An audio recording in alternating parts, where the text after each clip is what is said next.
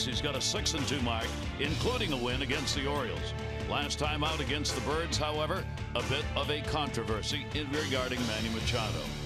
Yep, that has not shown up in the first 3 games of this 4-game series. Manny's answer in the past was that, a long ball. Let's see how they get along today.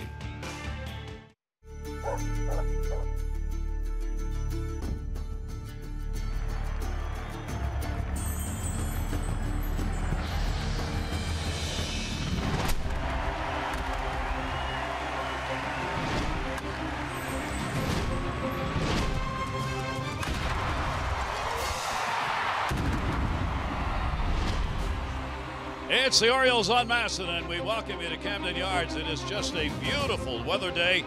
What a week this has been for the Orioles as far as the weather's concerned. We welcome you for the final game of the 4-game set.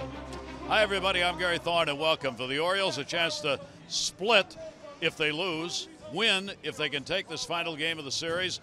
In any event, the Orioles still have lost only 1 series at home so far this year. And that's saying a lot in light of all the games they've played in the American League East, because it's getting just tougher and tougher with every day going by. But Showalter talked about this before the start of the series. I don't know if I ever remember at this point in the season the American League East being so good from top to bottom at this point. I mean, you look at Tampa, Toronto's got it going on now, and obviously New York and Boston, and your hands are full. And Bordy, as Buck says, it's not going to get any easier here in the American League East. No, it seems like everybody's getting healthier in the East. The Boston Red Sox just got David Price back into their rotation, and they were the front runners entering this season. As long as their rotation stays healthy, well, they're getting back to full strength. Toronto Blue Jays, they were decimated with injuries early on. They're almost back to full strength as well, getting their rotation back. Yankees have the superstars, the young superstars with Aaron Judge and, of course, their catcher, Gary Sanchez. They're relying on their veteran pitchers to stay healthy. Right now, they're doing a great job. And also the Tampa Bay Rays. Oh, my gosh, they're always known for their great starting pitching, but they're getting some offense right now as well. So they're hitting home runs, and they're pitching. It is going to be tough. I think the Orioles have something to look forward to. Zach Britton getting healthy. And the best part is the Orioles have already won 21 games within the division.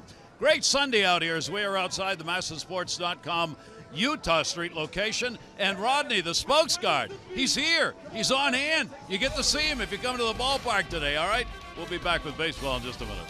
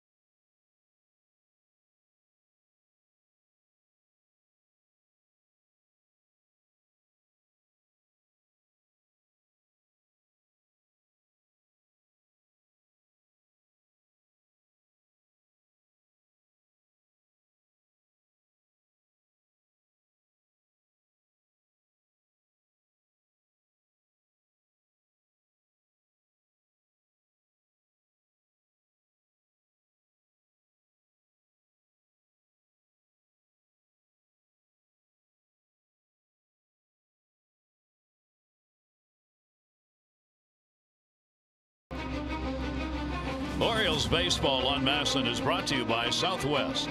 Yes to low fares with nothing to hide. That's transparency. What a gorgeous day. Take a look. BGE Home, Baltimore's home team for heating, cooling, plumbing, and electrical. Why would you call anyone else?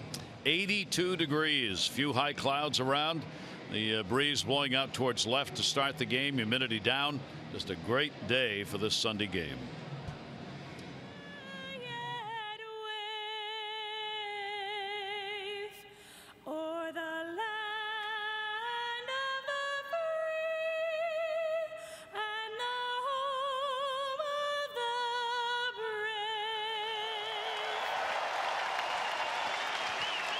Our national anthem as we get set for the final game. Melissa Crowhurst performing it here on this Sunday. Let's take a look at the starting lineup for Boston. It'll be Betts, Benintendi, and Bogaerts, Moreland, Ramirez, Bradley, Sandoval, León. Marrero gets the start at second. Hanley Ramirez, his bat starting to heat up, particularly against the Orioles. And let's take a look at Chris Tillman's scouting report this afternoon. Chris Tillman he needs to work ahead for sure. It's been a problem here in recent starts for Chris Tillman, falling behind, cookie thrown, and then home run given up. An early exit in his last outing, but he's got to bring the heat. Yeah, velocity's been down for Tillman to start the season due to the sore shoulder in spring training, but he's got to establish that fastball and work the edges with some quality early strikes. He has had a positive past against the Red Sox, 10-3 with a 2.95 earned run average. And that's in 20 career starts. He's won 5 of his last decisions against the Red Sox. Take a look at his numbers on the year. That .587 ballooned earned run average. Big reason why. How about a .323 opponent batting average? Yeah, both lefties and righties getting Tillman this year. Some inconsistencies with all of his offerings. I think a big part of it is just the lack of fastball usage, the inability to play that good changeup and slider off the heater. First innings have continued to be a problem for Chris throughout his career. Trying to settle in has not been easy. He has given up 5 first inning runs so far this year, and that's a number that would be consistent with what's gone on in past seasons. But he certainly has made hay against this Red Sox team. That 10-3 lifetime record that he has against them, a 2.95 ERA against Boston. You can't get much better than that. He's gone 5-2 in 11 career starts that he's made here at Camden Yards. ERA here at home against Boston just under 3.5.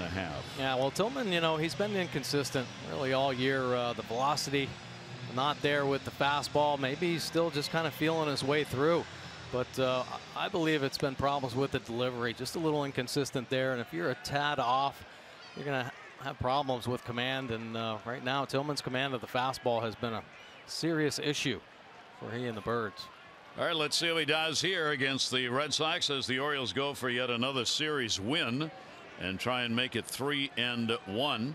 As we said in the open, no matter what happens here today, they still have lost only 1 home series with 7 wins. Standing in is Mookie Betts. Betts with a couple of hits in 13 at bats in the series, an RBI and a run scored. A lot of at bats for these Red Sox hitters generally against Tillman. With all the games he has pitched against them, it is in there for a strike. And Betts is 3 for 12 off the Oriole right-hander. A nice fastball right there. He's had problems really with the arm side command. I see him drive it downhill and get that first pitch strike across the knees. 0-1 delivery on the way. Slider's going to miss outside. For Tillman, the ball club has gone 2-3 in the starts that he has had this season. He's only retired 54% of leadoff batters. Not particularly good. You want to be up around 70. Little chopper. It's going to be a base hit. You could not have placed that ball out there if you ran it out and dropped it on the ground any better than that swinging bunt. Yeah, it's a tough one too for Chris Tillman because it was a real good pitch. Nice breaking ball, working down and away for Mookie Betts. Orioles have been able to keep him real quiet. You see him reaching out in front, keeping him off balance, but pounds it into the dirt and it just dies there on the grass in between Machado and Tillman. So the Red Sox will get their leadoff man on base, and Benintendi will come to the plate. Betts has stolen 8 bases. He's 8 for 9, and against Tillman so far this year, base stealers 1 out of 2. Benintendi has been struggling at the plate. 1 for 9 here in this series. He will take the first pitch at the knees for a strike. Benintendi's bat just cooled off. John Farrell did not move him in the lineup, kept him up there at the top. He got out of a 5-game hitless streak last night when he picked up a base hit, the only hit he's had in this series. 0-1, and there's the concern about Betts. Yeah, Betts obviously great speed at the top of this lineup. They get on base quite frequently. They have stolen base threats, so they get themselves into scoring position.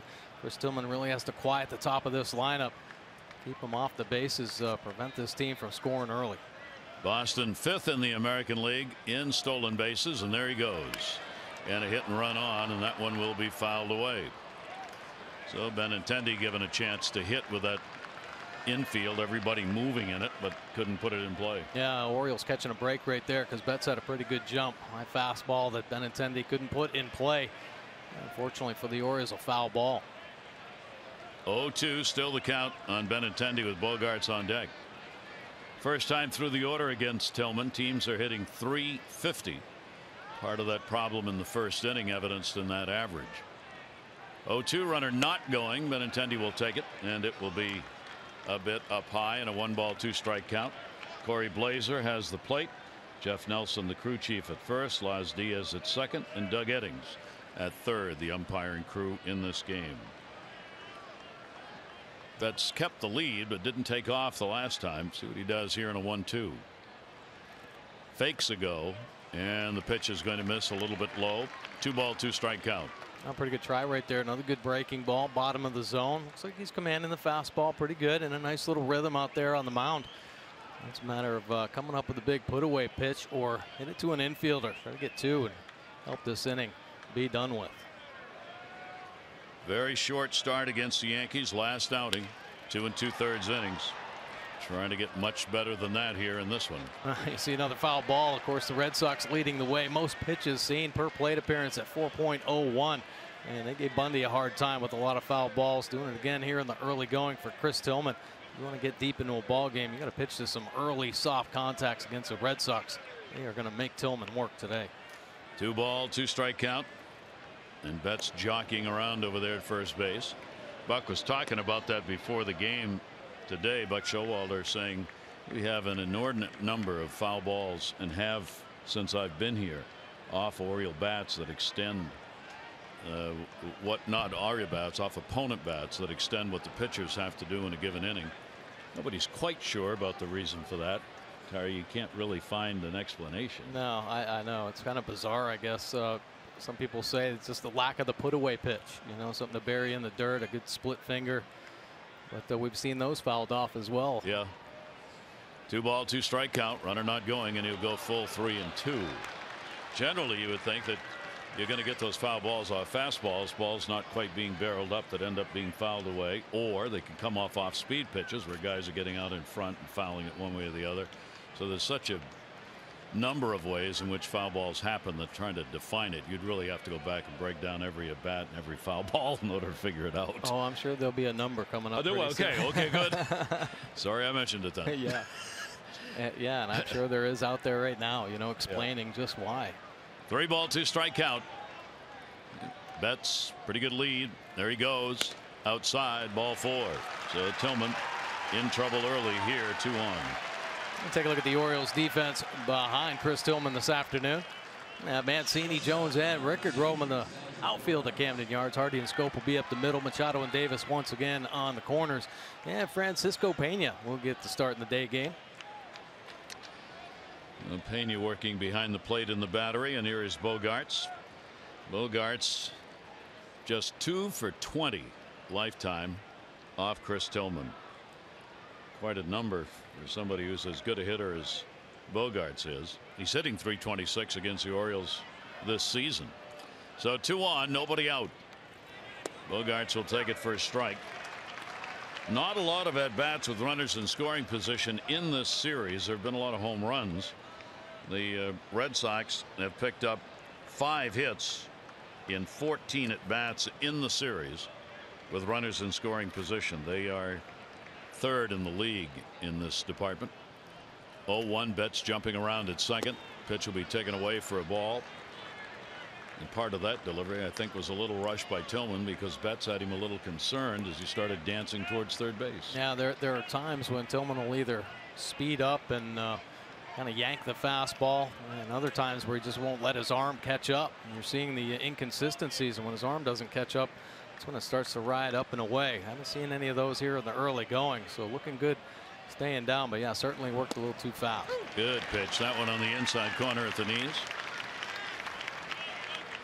I like that. Take a look at the Mercedes pitch cast here, and this four-seam fastball. Peña wanting it away. It ends up on that inside corner, but still driven down by the knees, which is a great sign. Chris Tillman has got to work on top over the baseball and create that downhill angle. Bogaerts 337 with runners in scoring position, so he's taking advantage. That one he reaches for, and there's just what we were talking about. 84-mile-an-hour pitch. It's foul back. StatCast brought to you by Amazon Web Services. There are the runners with Betts and Benintendi. Good, real good speed on the base paths. Outfield, actually Rickard and Wright has shortened it up a little bit, and so is Adam Jones, who's moved over to right. Bogaerts with a 1-2 count. Long inning already. Needs a ground ball double play right here. The 1-2 delivery on the way, and Bogaerts will pop it up right at the mound. And Jonathan Schoop infield fly rule had been called, and one away. Two clubs who've seen a lot of each other already. Yeah, they sure have, and of course the numbers starting to balance out a little bit. Both pretty similar in the batting average, whereas with that slight advantage in runs per game and home runs. It all comes down to the pitching, really, and the Orioles starters have been doing a nice job. That 3.88 earned run average, bullpen right there as well. I mean, these two teams have seen so much. They're familiar with each other. It's just a matter of who can execute the most and who can minimize the mistakes during any given game. And Tillman trying to minimize it right here in the first inning. Here's Mitch Moreland, no hits in the series. He's taking the 0 for 8. One down. Moreland will take the pitch up and away.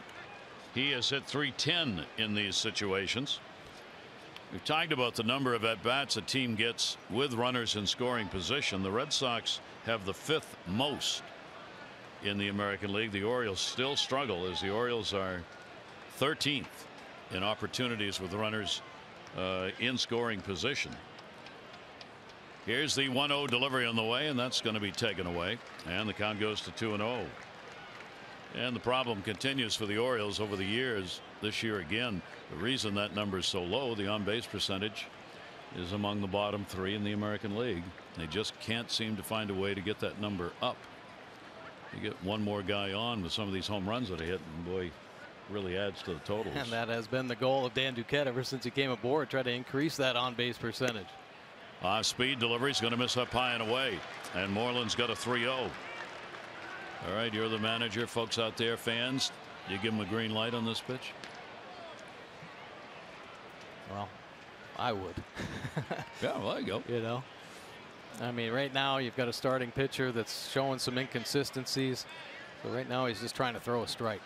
And if you're a hitter, you stay back, get your one spot. If it's not there, fine, you get a couple more chances, you know, but pick the one spot. 3-0 count. He'll take. And it is at the knees for a strike, not one you're going to swing at anyway, because that was a good pitch. Yeah. One. That's where he's got to stay. That's a quality strike in a hitter's count. The 3-0 count, 92 miles an hour, down and away. Stay in that box, especially if he's going to get that call like that. And Corey Blazer generally will favor the pitchers in those close calls. And Tillman got a break on that one.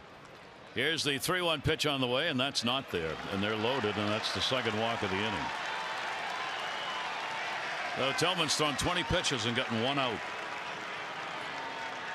Betts goes over to third. Benintendi down to second. Moreland on to first, and the sacks are full. And here comes Ramirez. Well, Tillman 50-50 right now with the strike ball ratio. The pitch count starting to climb at 20. Minimize these big innings for Chris Tillman. Right now he's looking to minimize the damage, potential damage that could happen as Hanley Ramirez slowly but surely starting to heat up. Home run in the ball game last night for Ramirez. Gave the Red Sox a lead in the 7th. third go-ahead home run that he has had on the year. Now he comes in with the bases loaded, one away. Tillman, one pitch, one ground ball away from getting out of the inning. On the way to him, and a towering fly ball, but it's not deep. Runner's not going to, well, will tag, but not going to go, as Adam will get it into the cutoff man. There is a huge out for Tillman. Ramirez and a fly ball. Yes, it was. Orioles and Tillman catching a big break. As Ramirez just trying to get it done a little too early. A little over anxious on the high fastball. It's a weak pop up to Adam Jones. And a deep sigh of relief. There's a second out, hits the board. So Tillman trying to work his way through this. Now gets Jackie Bradley Jr. Jr.'s got a 5-game hit streak. A very good series, 4 for 10, a homer, and 4 RBIs. So 2 down, and early on, a key moment in the ball game. Outfield will back up on Jackie Bradley Jr. Tillman's delivery to him will be inside. And the Oriole pitchers have handled these situations pretty well. My gosh, I'll say lowest opponent average with runners in scoring position and 2 outs at 175. That has been impressive and a big kind of a secret to their success this season. The ability to shut them down with the 2 outs. That is going to be their first strike. Bradley getting just his second chance with the bases loaded this year. He is 0 for 1.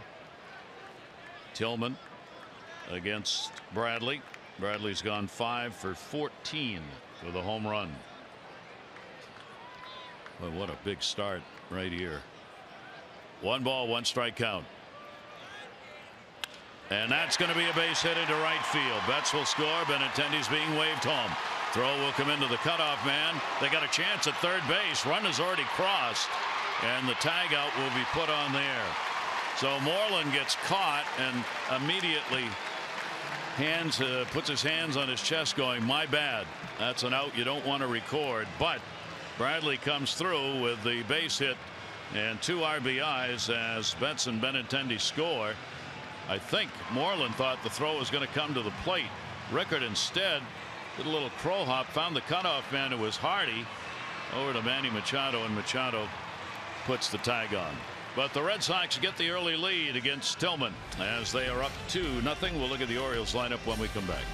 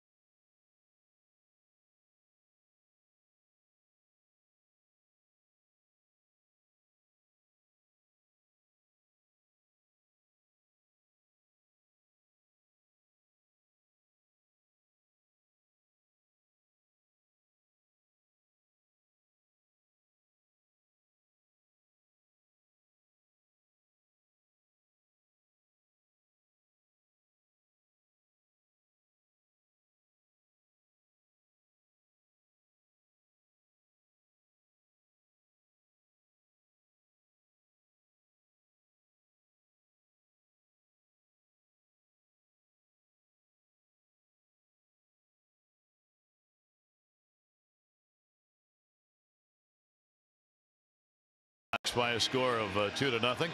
Young man ready to go. He's got a sign and a glove. Here's the starting lineup, brought to you by Southwest. Yes to low fares, nothing to hide. That's transparency. Rickard, Jones, Machado, Trumbo, Davis, Mancini, Schoop, Peña, and Hardy. Chris Davis now on a 5-game hit streak. And let's take a look at Chris Sale's scouting report. He creates a big angle. 6'6". He's got a funky slinging sidearm presentation that is tough to pick up. Helps him become the K King. Yeah, 110 punch-outs already this season. On pace to wrapping up a Cy Young potentially, but his last start was a short one. in less than 5 innings. They give up 10 hits. Look at the numbers on the year for Sale, though. 6 wins, 277. There's 110 punch-outs, only 16 walks. Are you kidding me? All over the dish. Opponents down to 197 off Sale. And the 0-1 delivery. Rickert's going to put it down the line. That's going to fall in for a base hit. Benintendi over to get it. Rickert makes the turn. Here's the throw into second. And stayed on the bag, and Rickert leads it off with a double. Nice start by the Orioles offense. Billy Rickert looking to be the spark plug. Leading off for the Orioles. Good fastball from Sale, but take a look at the slide on the end. Heading towards that back corner. Getting an angle, staying away from the tag by Marrero. Nice job hanging on. There's the fastball trying to get ahead, and Rickert ready for it. Better be ready to hit the heat today. Benintendi actually had a nice job cutting off that baseball. But Rickert, a good slide, good speed, leading to his 4th double of the season. So the Orioles get a chance to get one of those runs right back. And here's Adam Jones, 4 for 17 with a home run. Lifetime off Chris Sale. Well, let's see if Jones can get it done. With the 27 RBIs, Adam has been the leader all year for the Orioles with runners in scoring position. Sale, of course, tough to get to. 0-1 pitch.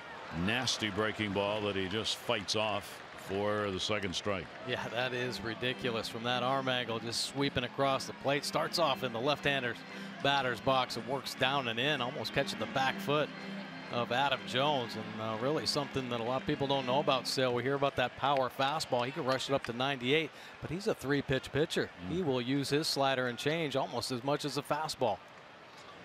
Adam leading the league these situations, hitting .452. Jones gets a heater away at 97. Now, so 97 playing up a little bit. It was a changeup, breaking ball. Here comes the noise. 3 pitches. He wants it inside. Goes away, but tough to get on 97. You can make a few mistakes with that kind of fastball.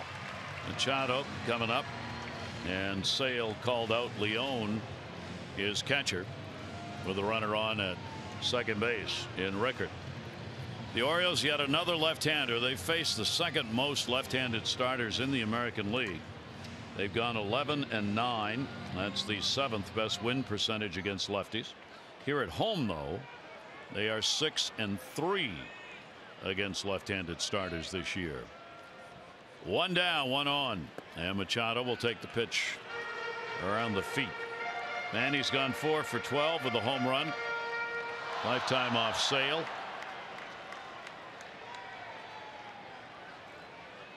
Holding the runner close, Marrero at second. 1-0 delivery by Sale. Mercy. I mean, that thing looks like a planet going around the sun. Yeah, this is the wiffle ball slider right here. An incredible arm angle, and then you add a little tilt to it as well. It slows it down, so it's going to get a little bit more bend to it, and a little bite at the end. Manny Machado way out front of the breaking ball. See what he goes with here on a 1-1. And Manny will take a heater that's going to be a little bit up, maybe inside. Sale comes in 5th in the league in ERA, 2.77. 2nd fewest walks per 9 innings. The most strikeouts at 110. The 3rd most innings thrown at 78. Left-handers 2-1 delivery on the way. Manny another breaking ball, and that one's going to miss in the dirt again. 3-1. Now, good take right there from Manny. He's been working hard with hitting coach Scott Coolbaugh just to quiet the body down a little bit. Trust the eyes and let the game come to him, especially when he's in the box. He's had a couple good swings here recently, especially in this series. Made a little adjustment after that first pitch slider. Manny waiting on it, and that one is going to miss. So Sale, who doesn't give up many of these, surrenders the walk. And good takes right there by Manny Machado. Good things are coming. Take a look at the Red Sox defense. Benintendi, Bradley Jr. and Betts. Young outfielders roaming Camden Yards. Bogaerts and Marrero turn 2 up the middle. Sandoval and Moreland on the corners, and LEÓN getting the start behind the plate today. And DHing with 2 on. Rickert, Machado is Mark Trumbo. Trumbo has had a very good series, starting out June hot the 4 for 12, home run, 2 RBIs. So Mark's got a chance to get the Orioles on the board with only 1 away. And the pitch will be in there for a strike. Well, big first innings for both of these pitchers. Nothing easy to start the ball game for either. And at 82 degrees today, this is one of the warmer days we've had here in Baltimore for a game. It's going to take a little toll out there. That sun is hot. 0-1. Not a big lead at second for Rickert. Runners go. Throw down. Oh, my Lord. Why? Why? Why do you do that? Trumbo kind of turned around looking like, what was that? Now you wonder if a sign was missed. I mean, Joey didn't get the biggest jump out there. And a throw certainly catching Joey in time at third base. Sandoval right there completely blocking the bag. Take a look at that. Knee down. Orioles are looking at it. He might have gotten in. Wow. I think he got in there and the tag was put on the chest and they're going to challenge it. And Buck had his video people taking a look at it, and I think the Orioles may get an enormous break on this one. Man, what a slide. Yeah. Sandoval getting busted for blocking the base there. Gives up the backside.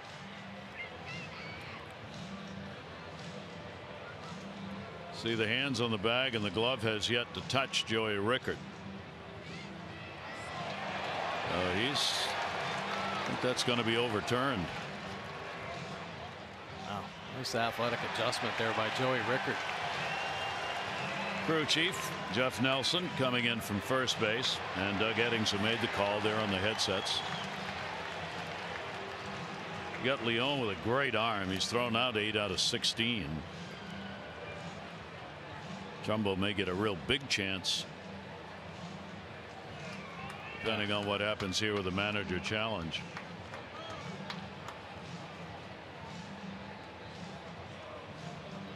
Strings of the glove no longer count as part of the glove. Yeah, I mean, we've seen time and time again, though. See Sandoval's left foot there, and you can't really see Rickert's hand touch the base. Does that count as is it conclusive? Been an around the world trip here for Joey Rickert already. He had to do the head first thing into second base, and he had to do the head first thing into third in a long review.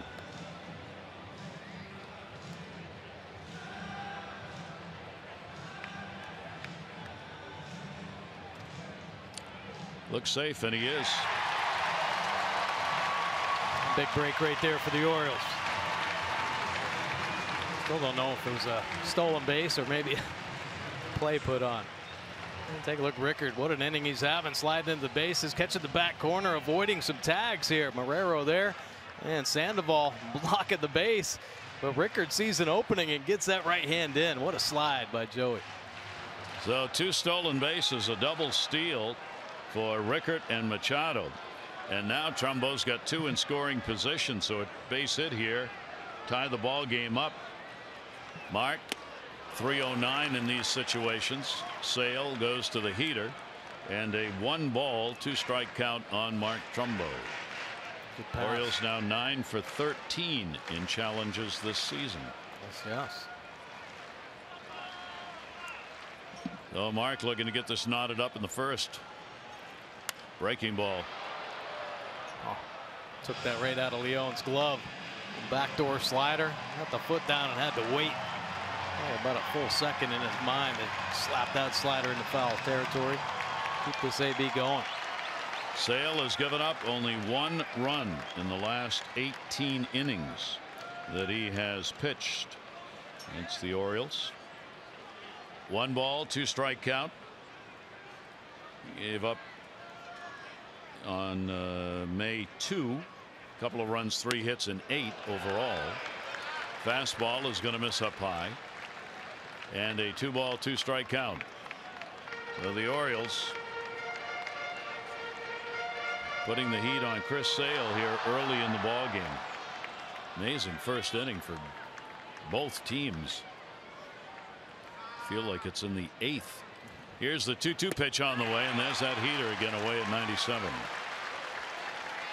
Getting a little extra movement on that outside corner. A lot of life, of course, on the fastball, but once again, wanting the fastball inside, and it leaks back out over. There's going to be a moment in this game where that mistake might get whacked. Can't drive the ball into the big righties. So 2 down. Here's where the Orioles have done good work. 2 out RBIs as a ball club up there among the top 3. Breaking ball, and that's going to miss. Chris has a 1 for 12 against Sale. Back after DHing, back to first base in the ball game today. I don't know how he didn't hit him on that one. They went right through him. He went around him. He starts out behind him. Unbelievable how it missed him. Runners off second and third for the Orioles. Here's the 2-0 delivery. Chris will take 4 as strike. During the 5-game hit streak for Chris, 6 for 19. That's a .316 average. He's had 2 home runs, 2 runs scored, and 4 RBIs. So a very productive start to June. 2-1 delivery. That's going to be a base hit, and that's going to tie the ball game up. Davis delivers yet more 2-out RBIs, and the Crushers got a 6-game hit streak, and the Orioles have tied it up. A pretty impressive piece of hitting right there by Crush Davis.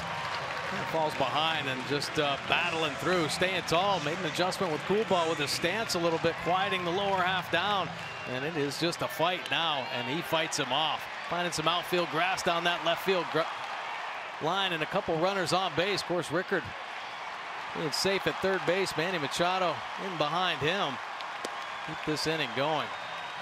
So that challenge that was won by the Orioles, really important. Preventing it out from being recorded, keeping Rickard on the base paths, and now he has scored, and the Orioles come back to tie it up at 2-2. Trey Mancini, he will take the pitch inside. 7 for 19 during the homestand for Mancini, including a couple of doubles. Orioles now 19-9 here at Camden Yards this year. Davis off first, and there's an off-speed breaking ball in 1-2. Tough to pick up that breaking ball. I almost look at first base. I'm going to keep tracking it. 1-2 delivery to him. Another off-speed breaking ball that's going to miss outside. So Sale having to work. He's up to 24 pitches thrown here in the first inning. Mancini good numbers with the 2 strikes. Serious damage there. 4 homers, 13 RBI. 2-2 delivery to him. Breaking ball coming in with a southpaw on the mound for Mancini. How about the numbers versus lefties this season? Last year a lot of problems, but first in home runs with 22. And how about the adjustment Trumbo, Davis, and Mancini have made? Trumbo at 309. Last year he hit 173. Davis last year 216 at 277. Mancini, youngster, doing well. Fouls that one into the seats. And a 2-ball 2-strike count on Trey Mancini.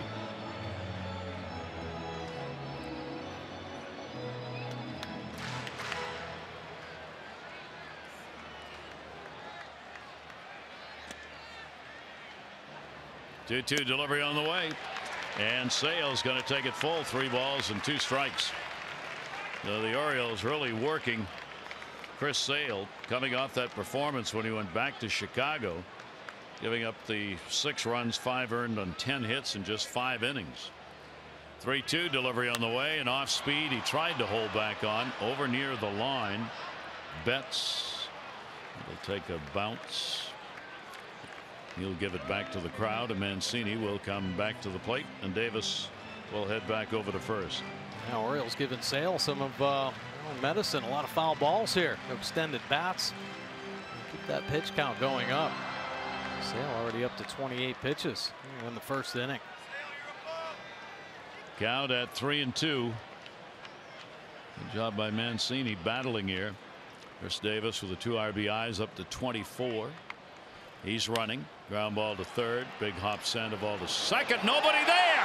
Ball goes into right field. Runners will stay.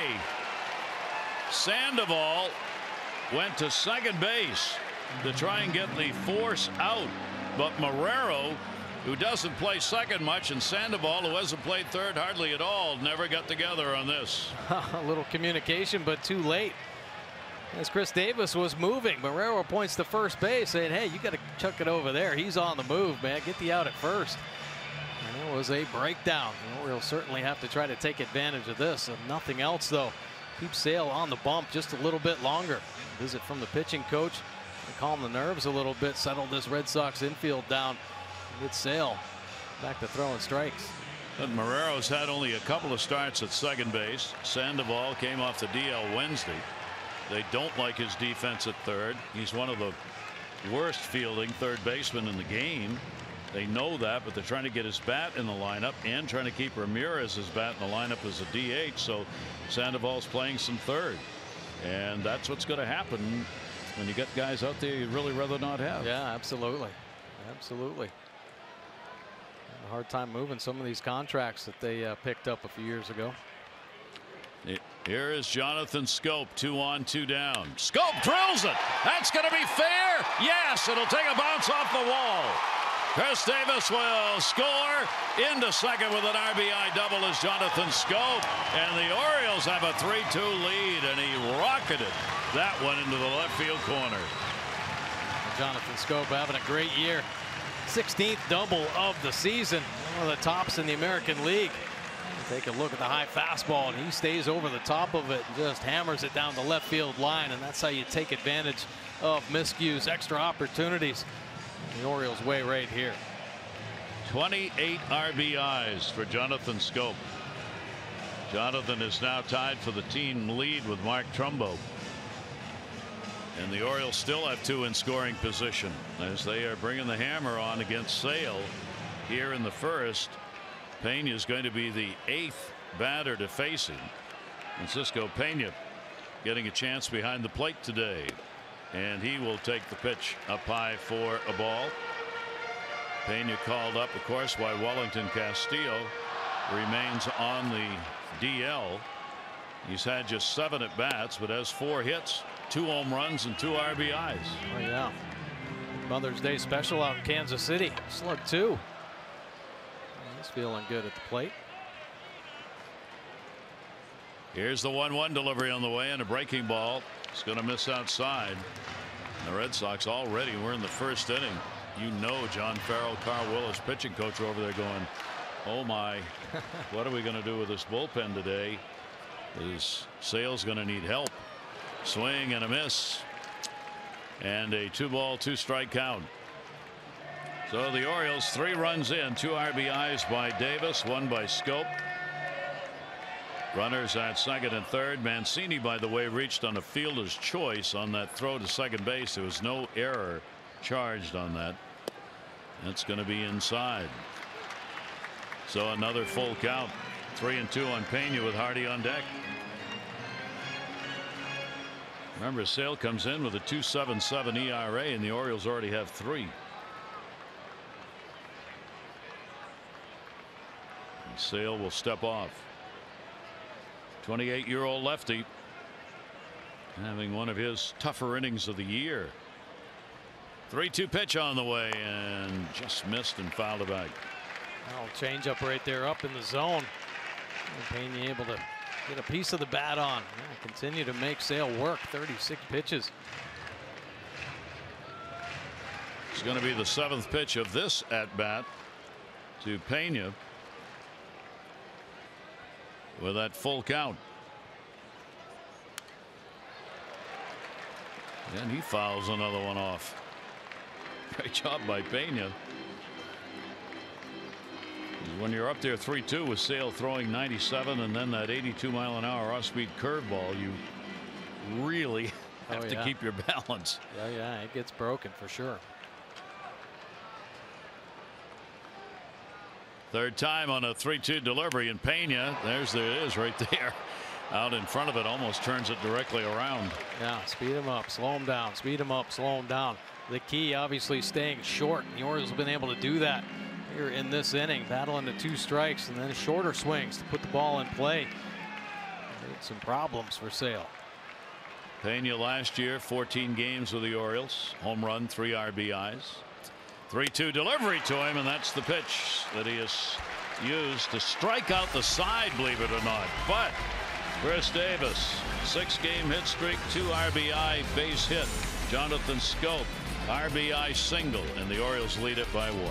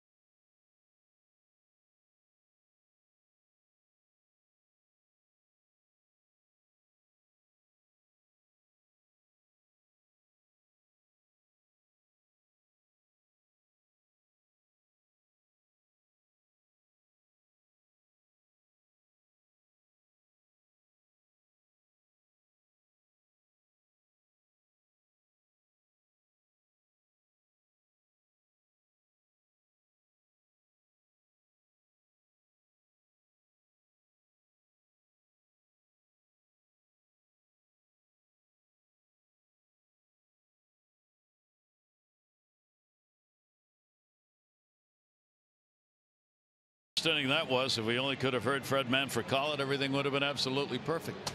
How are you?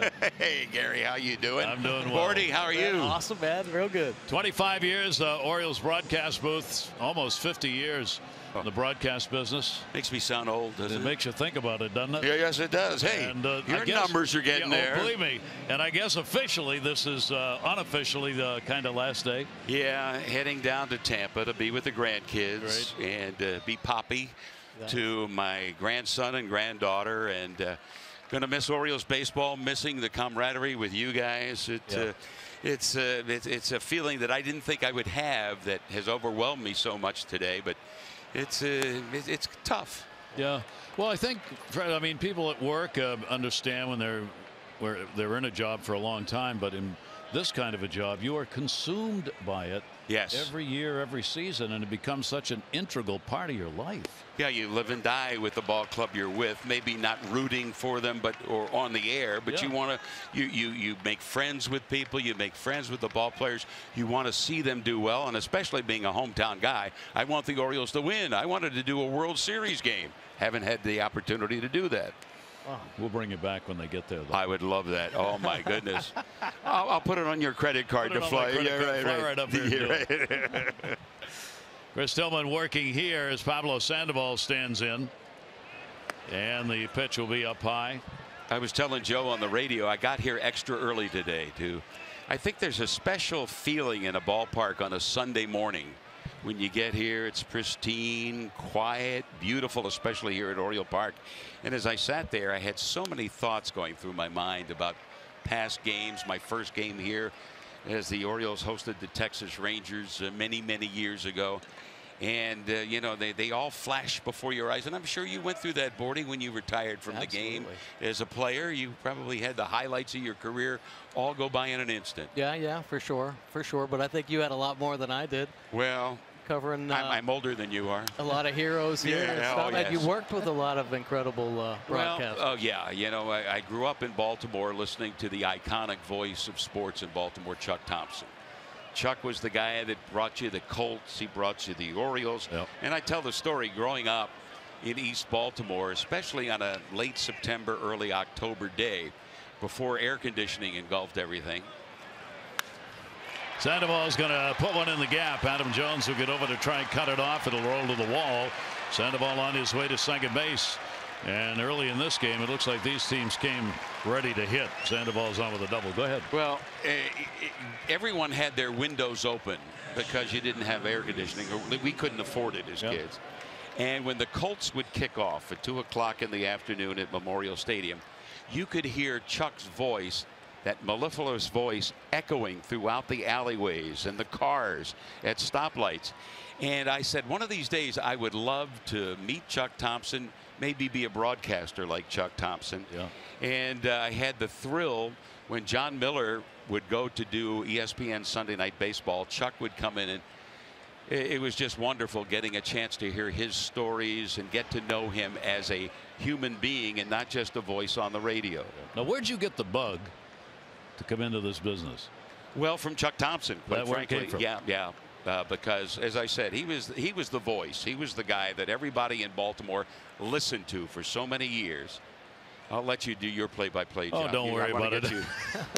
Whatever happens will be the same thing tomorrow and next week as it is today. So yeah, we absolutely. But no, I either wanted to be an Orioles catcher. Gus Triandos was the guy I wanted to emulate, and Chuck Thompson in the broadcast booth. And I said one day I would either like to play for the Birds. Tillman's going to look the runner back. Sandoval will stay, and they'll get the out at first on Leon. Or broadcast Orioles baseball. And I didn't ever have the opportunity to play for the Orioles, but it's been wonderful being back home describing Orioles baseball over these many years. As you've, I mean, it has to be difficult going through what you know is going to be a final regular season. Are there things you wanted to get done, maybe, that you were able to do here? Somebody to see, somebody to talk to?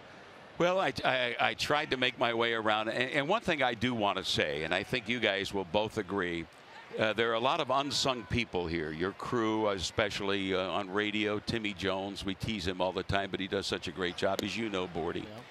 But the people in the press box area, the guys and the women who provide us with the pregame notes, the stats, etc. There are a few places that are as good as it is here at Oriole Park at Camden Yards. Even Kathy and Antoinette in the cafeteria do such a great job feeding us. And I want to thank all of them for the many years to which they made me feel at home here in my second home. You're absolutely right. They get completely overlooked, and nobody off, unless you're working here, you don't know how much they mean to a broadcast and to a day. Runner on at second base, 1 ball, 1 strike count. Marrero, the second baseman, at the plate. Devin Marrero will take the pitch for a strike. You have a highlight. I mean, you know you're going to get asked this 1,000 times. What well stands out? Yeah, you know, truly the 21-31 games, the 21-31 games were special. 21-31 was great, but the 21-30 I thought was even more special because it was the day before the record was broken, and the players, all of the Cal's teammates, came up with their thank you Cals, their talk about Cal Ripken. Brady read that poem that was so touching. The Orioles gave Cal that big boulder that he put in front of. I remember Mike Messina talking about that, and that was special. And then sitting in the broadcast booth on 21-31, John Miller to my right, between John and myself was a fellow by the name of Bill Clinton. Yes. And Bill described the home run that Cal hit that night, and I got a picture of that in my office where Clinton and we're all standing, you know, as Cal hit that home run into left field. And then, believe it or not, when Greg Bader called me in the offseason, he said, would you throw out the first pitch on opening day at Oriole Park at Camden Yards? I had never done that before. I'd never been asked by a little league or a pony league to throw out a first pitch, much less before an opening day crowd. And so I was nervous that day, the most nervous. Oh, yeah. And Trey Mancini gave me a terrific sign, and I'm saying, please don't let me spike the ball. And there it was a strike. And Mancini came up and said, that's a nice throw. And and my heart stopped beating 1,000 miles a minute. I love it. All right, Mookie Betts with a runner on at second base. There are 2 down here as, again, trying to work through a problem. Chris Tillman, he got himself out of the first inning, giving up only 2, trying to get out of this one, giving up none. 0-2 delivery on the way, and that will miss. They go down and no. Well, Fred, before the final outs recorded, I have said this to you off here, and I sincerely mean it, and we'll say it here. I love listening to you do broadcasts. Well, thank you. I mean that. One of the things I used to really look forward to doing games here over the 11 years, we'd rush out of here and we get done on TV, and I'd go to the car and driving back home, be able to turn on and listen to you. That's very kind of you. And you have a tremendous pipes, a great personality that comes through. I mean, it matters that you care about the game and you care about the people, because that comes through as to whether or not that's there or not. And you have that, and it allowed you to make the connection with your hometown. Well, that's the thing I think that Chuck really kind of drove into my head when I first got this job. He said, Fred, now listen, he said, you're going to be talking on the radio. You don't know how many thousands or millions of people will be listening to you. You're going to become friends to those people. Finish it off. Okay. We have so many lives that are intertwined with our careers. And he said, look, you have to remember that they're your friends, even though you've never met them. And when you meet those people and they come up to you and pat you on the back like your long lost buddies, treat them with respect. And that's what I've tried to do. And you have always done that. Fred Manfred, right. Have a wonderful time in Florida with the grandkids. Okay. Thank you, Gary. Congratulations.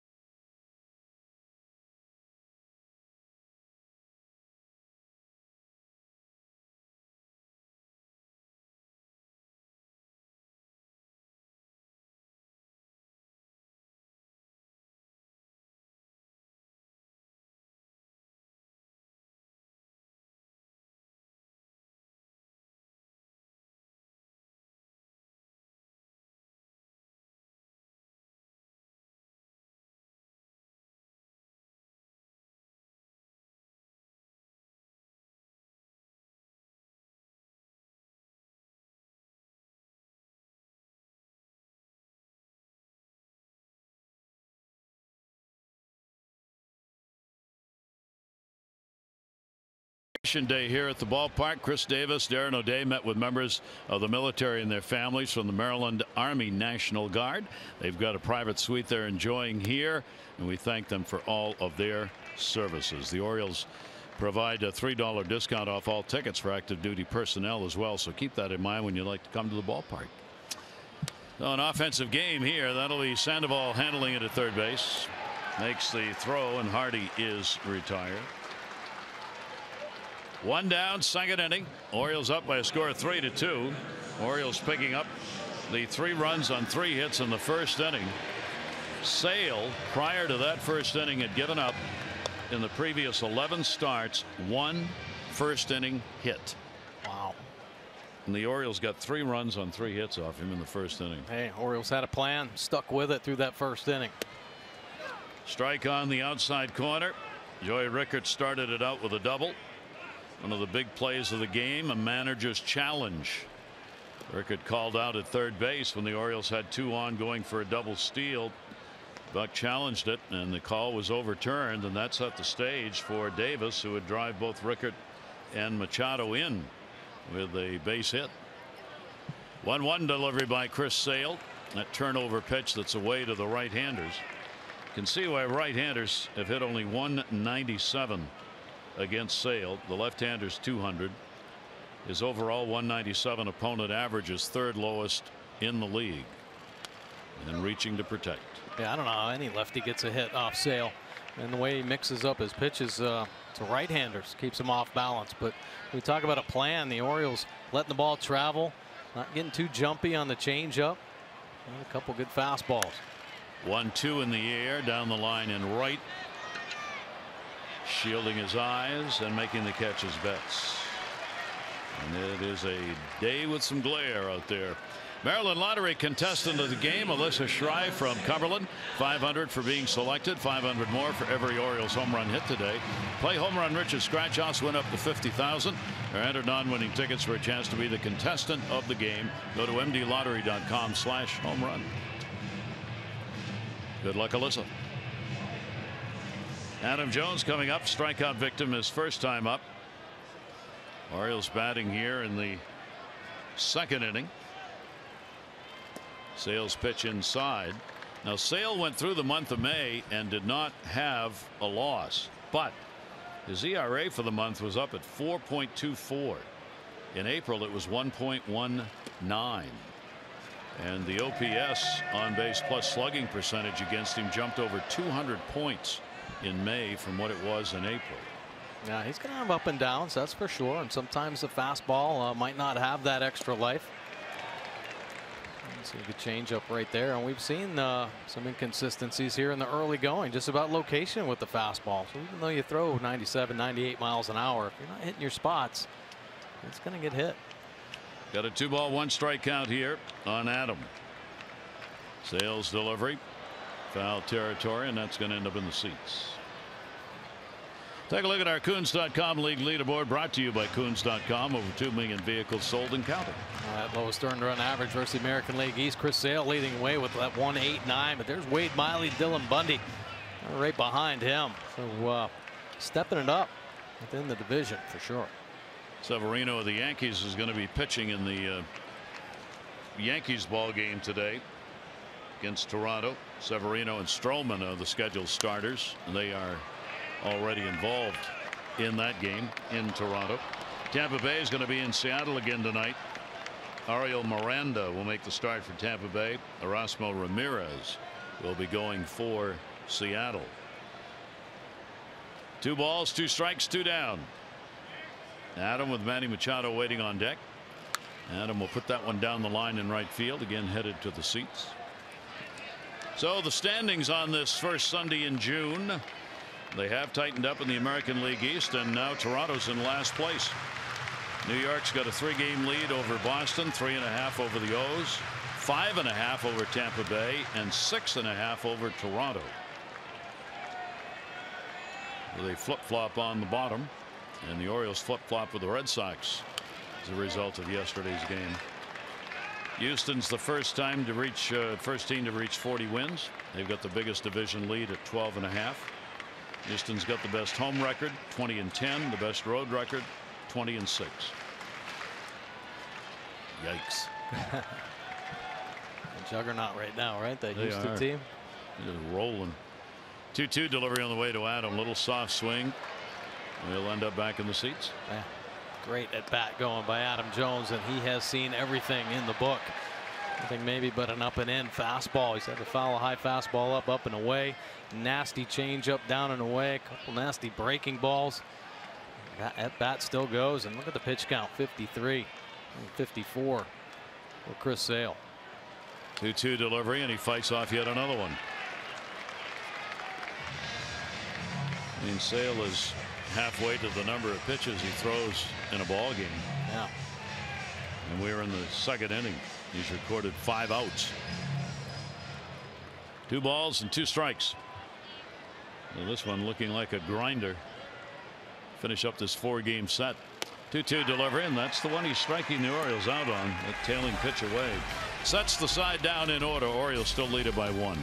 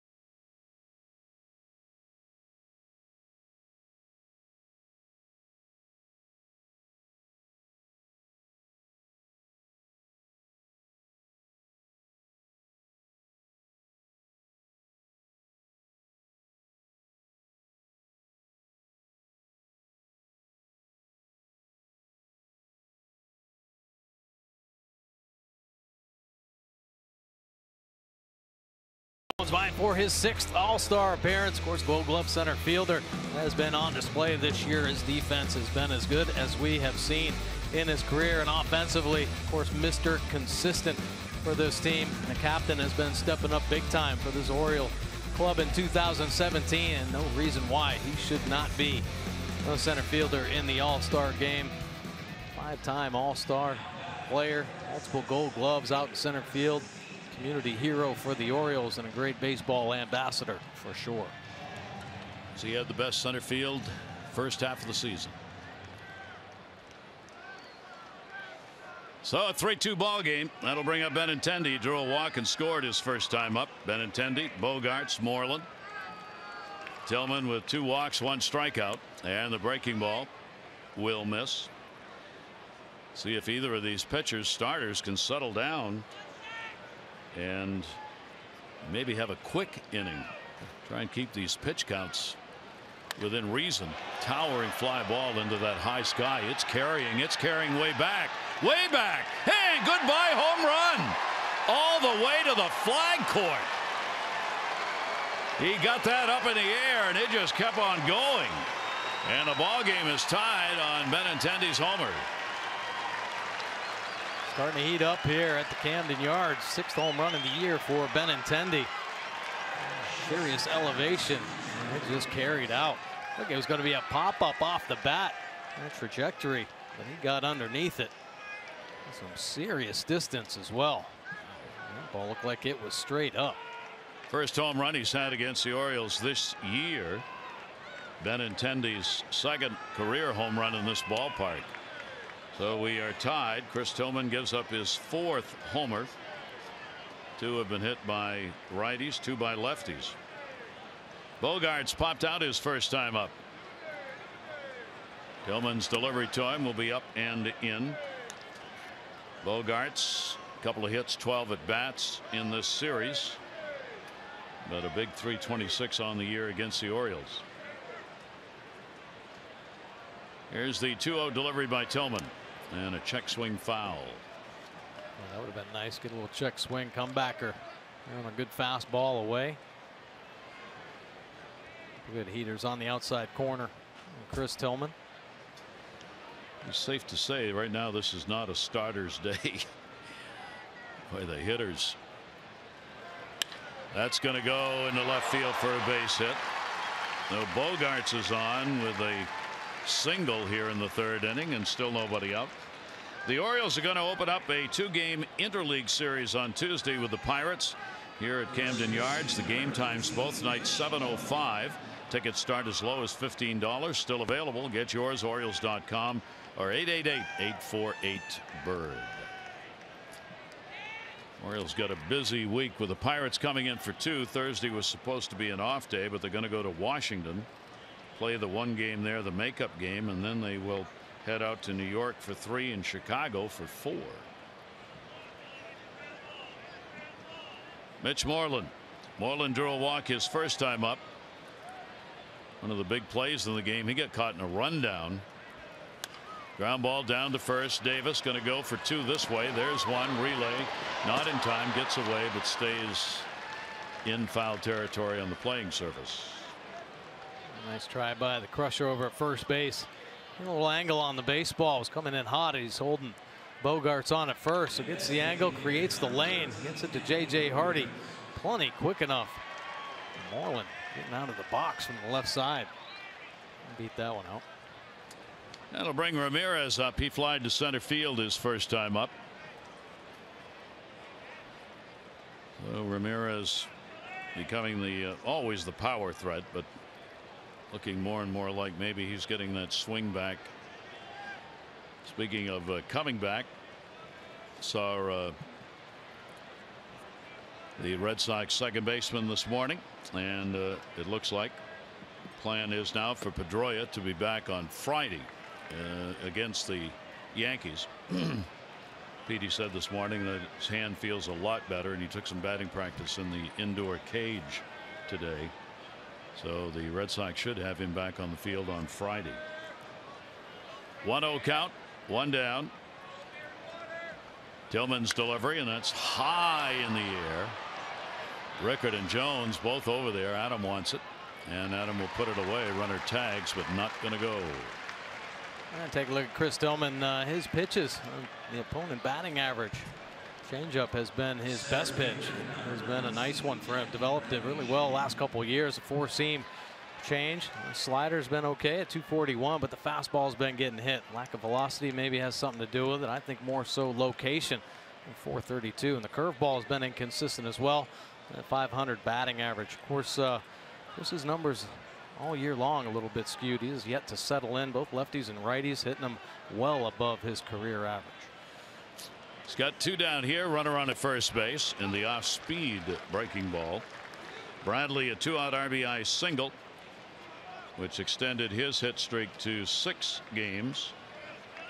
And Bradley now in the streak is hitting over 440 during this 6-game hit streak. 0-1 delivery, shift on against him, and that's fouled away. Good fastball there, driving it inside. A little problem with that here lately. The glove side command has been a little off. Really pushing that 91-mile-an-hour heater in there. Still a little too much on the plate. And Bradley a chance to get a little closer. A little bit leaking back over that outer third. Short lead at first. Moreland. 0-2 delivery. Bradley to first. Davis, nice play. Chris will take it to the bag and record the out. So 1 run, 2 hits, no errors, 1 left. Leadoff homer by Benintendi has knotted this up at 3.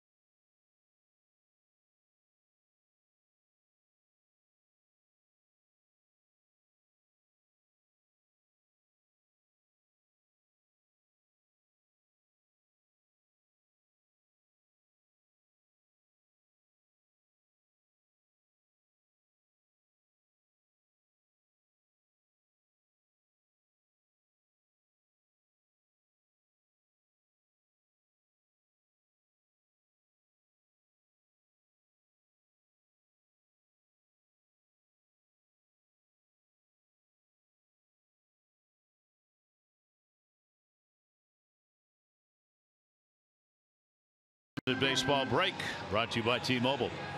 Look at what's going on here in the unlimited baseball break. The 15+ home runs versus Boston before turning 25 years old, going back to 1945. There's a select group. Mickey Mantle, Al Kaline, and Manny Machado. Pretty impressive, huh? Manny Machado off to a good start power-wise. Of course, most of his damage done against the Red Sox this season. 6 home runs against the Red Sox, but yeah, his whole career he's been tearing them up.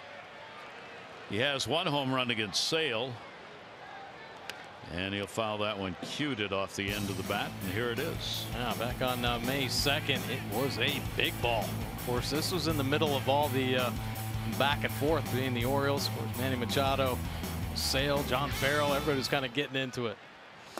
This has been a very quiet series in that regard, thank goodness. Machado, Trumbo, and Davis. Manny the walk, and he scored. The only walk surrendered by Sale, only the 17th walk of the year. Did not go around. Jeff Nelson down at first base. Orioles have a 7-5 edge in the series on the year. They are 4-2 against Boston here at Camden Yards. Breaking ball for a strike. And there are only going to be 6 games left against Boston after today. Played game number 13. Cue shot to first base, waits for the hop. Moreland to the bag. On Memorial Day, the Orioles proudly joined Major League Baseball in honoring those who made the ultimate sacrifice by wearing special Memorial Day jerseys and caps. You can go to Orioles.com/auction, place a bid, one of the items, each jersey cap autographed and authenticated, and the proceeds benefit the Fort Meade Alliance Foundation. The bidding's going to close on Tuesday at 10 p.m. Mark Trumbo, a strikeout victim, his first time up. Schedule not even as far as teams playing in the division. Red Sox and Yankees have played twice, so they got a lot of makeup to do. The Orioles have played more games in the division than anybody else. Ball put up in the air. Third baser short. Bogaerts. He's got it. Breaking ball really starting to come into play for Chris Sale right now. Maybe I know we talked about using all three pitches pretty consistently, but the fastball command not quite there. We've seen a lot more changeups and sliders here, especially in this inning. So he gets the first 2 outs. He did retire the side in order in the second. Chris Davis, a big single first inning, 2 RBIs off it. Just his second hit ever against Sale, as Chris is now 2 for 13. As noted, we showed you the improvements made by a number of the Orioles against left-handed pitchers, and certainly part of that is Chris Davis. Davis jumping up to the .277 batting average off lefties, whereas last year Chris had only .216, so a dramatic improvement. Scott Coolbaugh helping out in that regard. Did he go? No. Yeah, Scott's kind of quiet this powerhouse hitting offense down. I think at the beginning of the season, maybe some inconsistencies, some weather problems. Guys just trying to do too much and get their body into it, especially that lower half. Manny and Chris Davis both kind of losing control of the bat head when that lower half gets too big and jumpy. And since they made the adjustment here starting this homestand, both have improved what they're doing at the plate. Had some big hits. 2-ball 2-strike delivery on the way, and that's right there.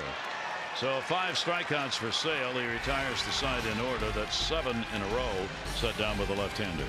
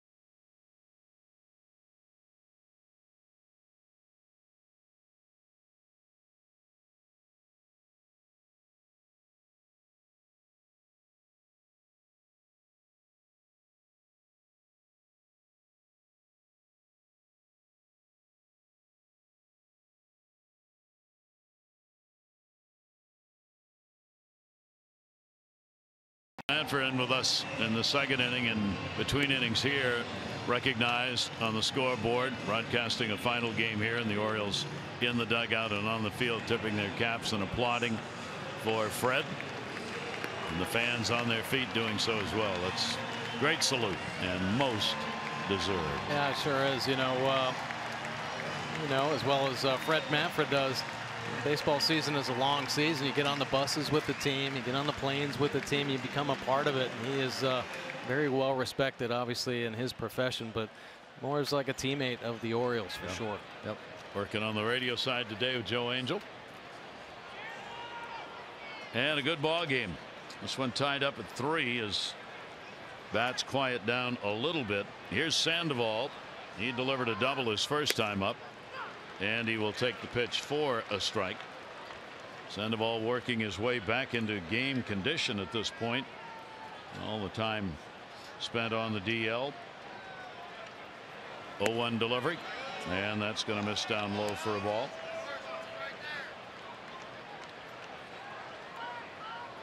Chris Tillman has walked 2 and struck out 1. Sale with 1 walk and 5 strikeouts. Sandoval watching that one bounce. Did he go? No. I've seen a lot of big breaking balls from Chris Tillman today. But nice job flipping that one in there and actually spiking it in the dirt. Get a chase. Almost got Sandoval to bite. 2-1 delivery to him. Sandoval will go to second with that one. Scope over to Davis, and one away here in the 4th inning. 4th inning of Orioles baseball is brought to you by the all-wheel drive RAV4 Toyota. What drives you? Visit buyatoyota.com for great deals.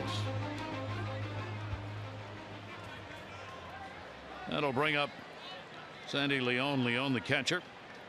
He's played 2 of the 4 behind the plate. 1 hit in 3 at bats. León, the switch hitter, 308 right-handed, 208 left-handed. But left-handed, 3 of the 4 home runs. And the pitch away by Tillman. So the Orioles get the day off tomorrow. Then the Pirates are in town for 2. You'll come out and see the O's. Kevin Gausman against Ivan Nova, game 1. Wade Miley, Chad Cole going in game 2. Center field, Adam Jones. León retired, 2 away. Don't miss your chance to meet Orioles pitcher Alec Asher as he signs autographs and meets fans at the Orioles team store in the York Galleria. Alec will be on hand 1:30 to 12:30 this Tuesday. That's June 6th. For details, go to OriolesReach.com. Asher pitched a gem the other day, didn't he? And he's staying in the rotation. Yeah, because of that. There he is. And Dylan Bundy. 2 down, nobody on. Breaking ball for a strike. Good one. Marrero, strikeout victim, his first time up. Getting the start at second base in this ball game. It was his 4th career start at second here today, and he was way out in front of that and fouls it back. Changeup. Talked about Chris Sale that last inning. Throwing more breaking balls and changeups. So Tillman on the same plan. The sliders, good changeups. Marrero getting out in front there. Marrero's 26 years old, out of Miami, where he was born and still lives. 0-2 pitch on the way, and Hardy over. He's got it. JJ the throw. And a 1-2-3 innings. So Tillman sets him down. 6 in a row retired on a 9-pitch inning.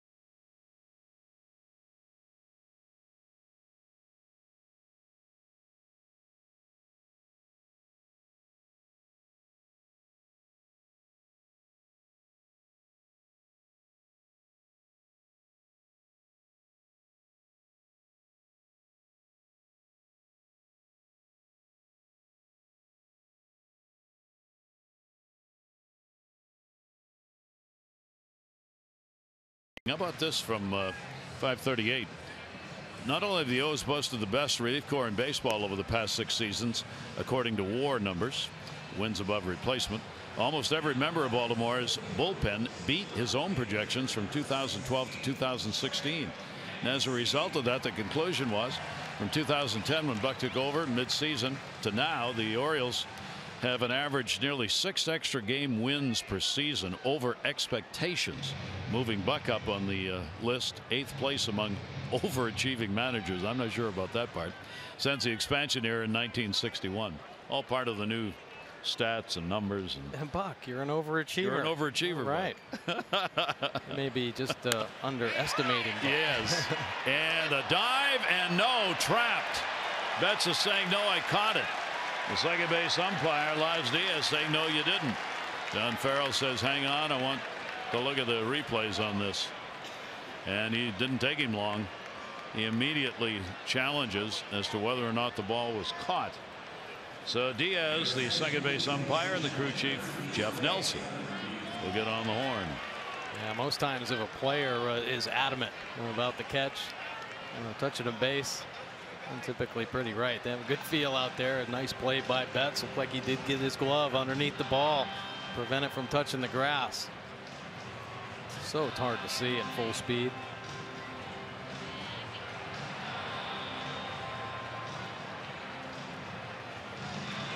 Oh, we'll see what New York says here.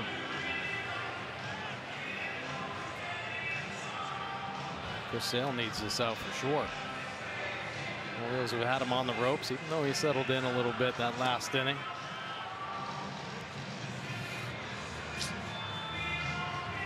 As Diaz heads back, and the crew chief says he's out.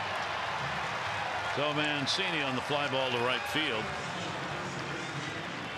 I haven't figured out yet how to mark these in my scorebook. These manager decisions. Yeah.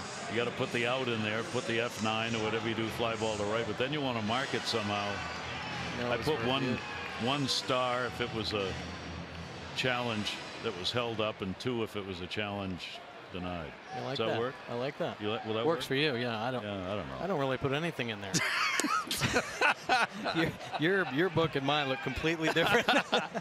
That was Phil Rizzuto's scorebook. Didn't have anything in it. Foul back into the screen.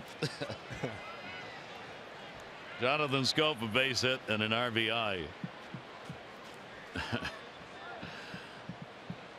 Scooter used to have this wonderful scorebook. You'd get the starting lineup in it. That was it. Figured he was leaving in the 7th inning anyway and be on the GW Bridge, so why keep a scorebook? 2 ball, 1 strike count. Jonathan on Sale's breaking ball. Sale thought he had it in there, doesn't get the call on it. Jonathan, the RBI with that base hit in the 1st inning. That's hit number 3 in his career, 3 for 11 off the left-hander Sale. 3-1 pitch. Schoop goes the other way. That's going to get out. Will it stay fair in the corner? It is off the wall. Fair ball. Rebounded by Betts. His throw not in time. Schoop continues hot. 2 for 2. A double. How about coast to coast? His first at bat. He whistles one down the left field line. This one shooting it down the right field line. Tough pitch as well. Fastball up and away, and he drives it. Almost catching that right field wall. Just inside the chalk line. And he turns on the Jets after getting his feet right. That's a strong arm out there. You see that ball coming in just in front of Jonathan Schoop. A little bit offline right there. Jonathan Schoop staying hot. Jonathan with his 14th multi-hit game this year for the Orioles. And now the Orioles get a chance to get the lead back. Peña, strikeout victim, his first time up. Sale's delivery to him. Peña, in the off-speed pitch, gets tied up inside. Orioles 2 for 5 in these situations today. And the Orioles picking up hit number 4. Boston's actually out hit him here 5-4 in this tie game. Peña 0-1. Good lead at second base. And a big hard cut looking fastball. Got it. Couldn't connect with it though. Yeah, well, he slows the hitters down with that sweeping slider. Boy, that fastball doesn't need a lot of help playing up. That ball was right down the middle, about 96. The first pitch curve helped get it by Peña. 0-2. Sale, long look back. Peña, chopper off him in the batter's box. Sale had retired 8 in a row prior to the double by Schoop. So let's see if the Orioles can take advantage of it.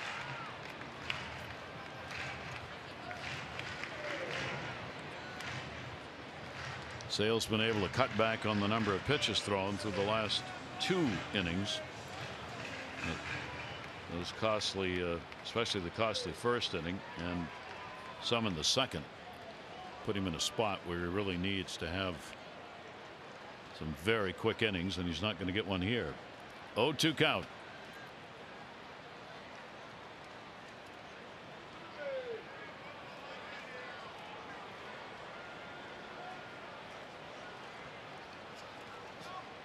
Marrero in just his 4th start at second, constantly looking over into the dugout on where they want him to be, how close to hold Schoop. 0-2 pitch on the way, and then he comes in with a 78 to get him. Yeah, used everything. Actually started him off with a breaking ball, then came fastball, change up away, and the big breaking ball at the bottom of the zone. Get Peña. Respect right there. Throwing everything in the book at Francisco. So 2 down. Schoop still on at second base, and J.J. Hardy. Hardy grounded out his first time up. 4 for 16 with a home run lifetime off Chris Sale. Left-hander's delivery to Hardy will bounce. Runner's going to move up. No throw to be made by the catcher León.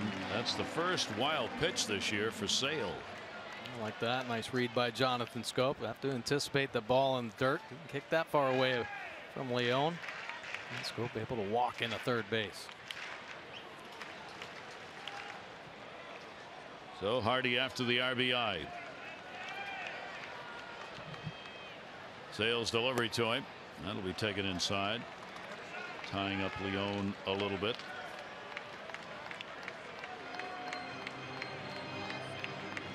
Hardy only 186 off the left-handers this year, coming into the ball game after he hit 269 last year. And these variations in speeds daunting. Yeah, just hard. You really have to pick just one pitch, and why not sit on a fastball? Feel comfortable getting on a heater. If there's something out over. 2-1 deliveries inside. So Hardy gets ahead. A 3-ball, 1-strike count from Sale.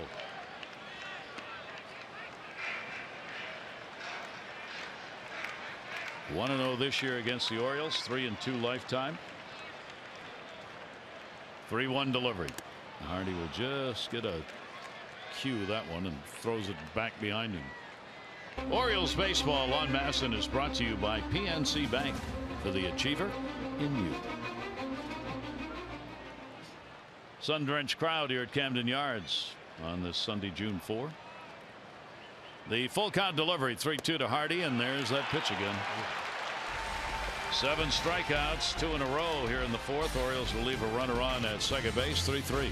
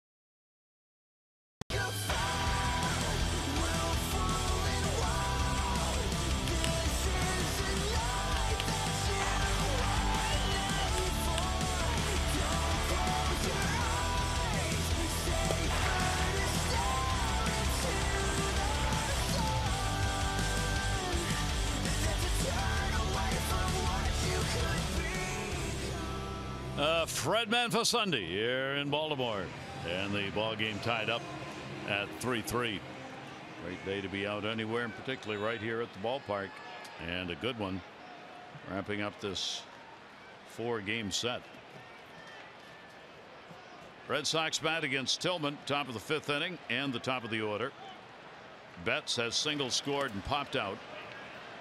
2 RBI base hit by Jackie Bradley Jr. in the 1st inning, a home run by Benintendi in the 3rd. Those are the runs for Boston. Orioles Davis, 2 RBI single in the 1st. Jonathan Scope, an RBI base hit. Those are the runs for the Orioles. And then the pitchers have settled down and kind of taken over the last couple of innings on each side. Yeah, nice to see as well, because both labored through that 1st inning. Tillman's had some problems early on in ball games. Looks like he's settling in. Of course, the Orioles do not need to let Chris Sale settle in, but his pitch count still a little uncomfortable, I would say, for the Red Sox. Yeah. Betts, 2nd most difficult batter to strike out in the American League. Chopper. Hardy knows he's going to have to hustle this over. JJ right there, got him. A nice play by JJ Hardy. A little chopper, so needs the big 1st step, but catching it on that short hop, 1 extra step and off it goes. Hardy, he's got a little extra when he needs it. But right here, it's the 1st step. Quickness allows him to get this 1st out against the speedy Mookie Betts. Nice play by JJ. We always talk about the internal clock JJ has. It's truly phenomenal. Other players will talk about that. How come every out JJ has at first base is by a half a step? Yeah. Whether the guy runs an Olympic 90 or just barely makes it down the line. And that's that clock we talk about. Here's Andrew Benintendi, a home run his last time up, number 6 on the year. Benintendi getting his 1st against the Orioles this year, 2nd lifetime. And he'll put that one up in the air. 3rd base side, that's going to go out of play. Nice pitch there from Chris Tillman. It's nice to see that changeup he's throwing doesn't have as much fade. There have been times this year when he throws the changeup and it kind of gets pushed away. It leaks away much like his fastball, and well, that's from not getting on top enough and forcing it downhill. Maybe the arm angle's off a little bit. But tonight, some real good changeups that are staying straight, looking like his 4-seamer coming in there. And look at the location right on the outside corner. Ahead here 0-2 and in the dirt. Well, certainly has picked up from the last outing, that short outing where he gave up 5 runs, 7 hits, and 2 2/3. Just a great comeback in that regard already here in this game, working into the 5th inning, having surrendered the 3 runs on 5 hits. 1-2 delivered to Benintendi, reaching and fouls that one back. A good try right there. A little backdoor slider trying to catch that outside corner. Benintendi knowing with 2 strikes he's got to protect, so he just reaches out there, puts it in play.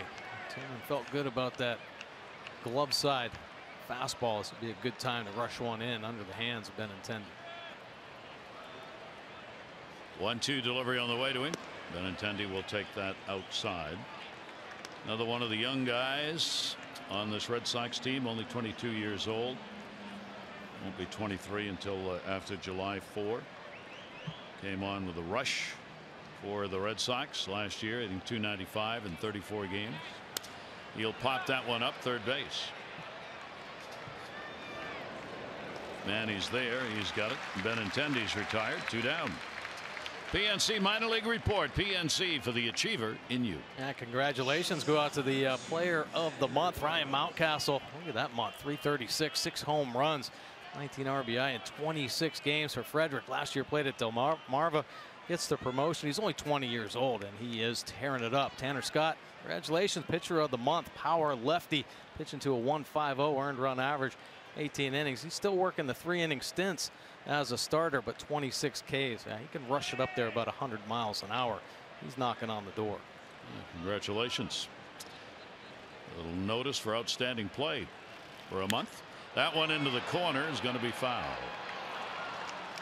Xander Bogaerts, a base hit, and he is popped out. Bogaerts has been on base against the Orioles now in 19 of the last 20 that have been played here in Baltimore. Overall, he's reached 14 out of the last 15. That string got broken here. 0-1 pitch on the way, and will miss down low. 1 ball, 1 strike count on Bogaerts. 2 down, nobody on. In the 5th inning, 3 have been stranded by Boston, only 1 in scoring position, 3 by the Orioles, all 3 in scoring position. 1-1 delivery to him, out of reach, and pops it up. Silo shot coming back, and Peña's there to put it away. A 1-2-3 inning. That's 8, 9 in a row, set down by Tillman.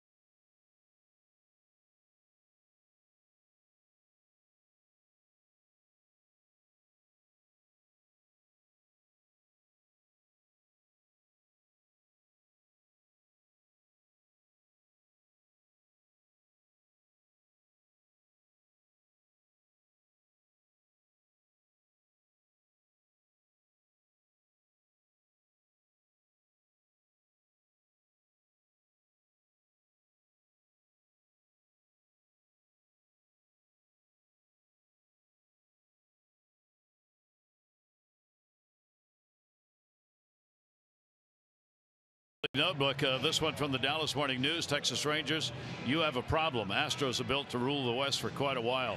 The Astros 53 runs this week, didn't have a game Thursday, opposed to the swing from the Heels team that won the AL wildcard in 15 while leading the AL in strikeouts. These Astros have fewer strikeouts than every team in the majors except Boston, and that's resulting in the most wins in the majors for the Stros. Yeah. Some good pitching, some good young hitting. Doing a little bit of everything right now. Joey Rickard leading it off. He did so in the first inning with a double and scored.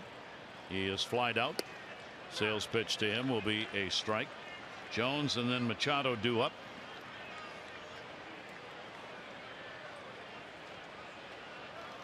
The 0-1 delivery on the way. Off speed pitch is in there for a strike.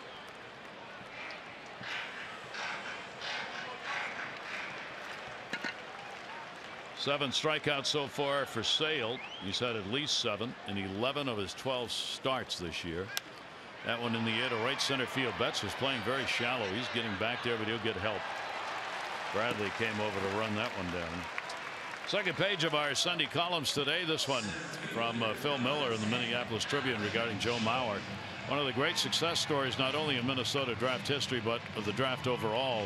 Of the 52 players who have been chosen as the overall top pick, only 3, as measured by Baseball Reference, the wins above replacement, have been more productive.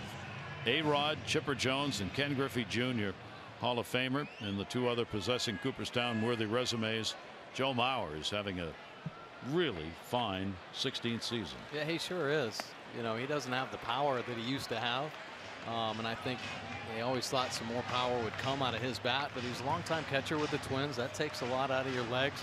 But a professional hitter, one of the best hitters you're ever going to see in the game. Knows how to use the whole field and understands what pitchers are going to do to him. And yeah, it's about time. He's taking a lot of heat about hitting home runs. Everybody thinks that you have to hit home runs to be that superstar player.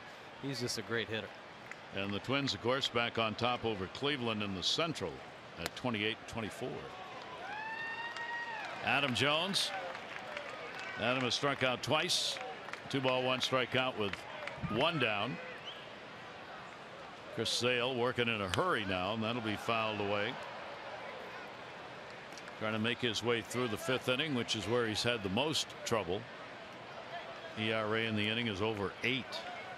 8.18 in the 5th inning in his first 11 games. which is about the third time through the lineup. 2-2 delivery. Woof. Way in on that breaking ball to get him. Yeah, it's just the finish on this pitch. I mean, he's got such good arm speed. It floats out there in front of home plate. Looks like it's going to be a nice strike. And that last 2 feet, it just bites as hard as you're ever going to see a breaking ball bite, down and in right there to Adam Jones. And so much extra spin on that breaking ball. So there are 2 away. 2 down, nobody on. Manny Machado, a walk scored, the only walk surrendered by Sale in the game. Strike taken. Manny is also grounded out. Of the first 11 starts, only 3 of those where he has not recorded double-digit strikeouts. That is really phenomenal. He's had as many as he got 13 strikeouts against Toronto back on April 20. That's his high on the year. That one is in there, and a 1-ball 2-strike count. Manny a little frustrated. I don't think about the call. Maybe he was sitting on a breaking ball, hoping to catch one out front. And the 1-2 fastball is up high.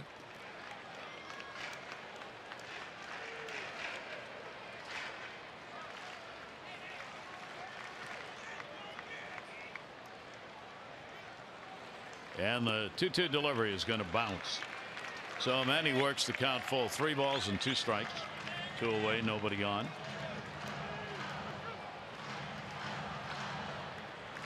These are the situations where Sale can be real tough, real dangerous against hitters. He still can never get off the fastball. Trust your eyes and wait. 3-2. That one to right field. That's going to fall in. Betts is going to come in, so he's got to go back to get it.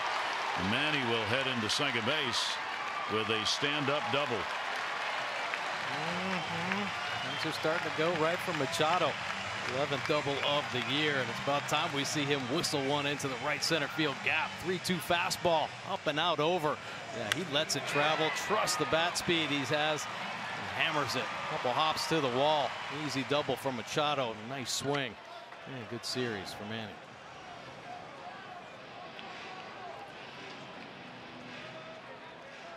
They're holding up while the Red Sox video people are looking at something. I have no idea what. And nothing will come of it. So Machado's on with a double at second base. The Orioles get the chance to go on top. And they're looking for another 2-out RBI, this time from Trumbo. He has struck out and popped out in the ball game. See if Mark can get one here.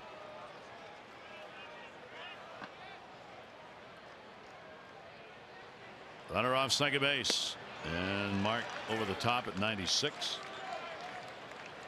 So you got Sale, who's had trouble getting people out in the 5th inning, and you got Trumbo, who they can't get out in the 5th inning. He's 8 for 19 with 2 home runs, batting .421 in his 5th inning at bats this year. Some's got to give. Yeah, that's a great stat. Here's the 0-1 delivery. Trumbo chasing one away. That's the pitch right there that has resulted in 8 strikeouts. Yeah, that up and away quadrant. I mean, of course, 97, 98. So there's obviously some pretty good life to his fastball, but it rides away from the righties. And you see in the pitch cast there, that location up and away and just taking off. So hard to get on top of that fastball. 0-2 down. And then comes back in to get him. So 9 strikeouts, 2 in this inning. No runs a hit. Runner left on. We remain 3-3.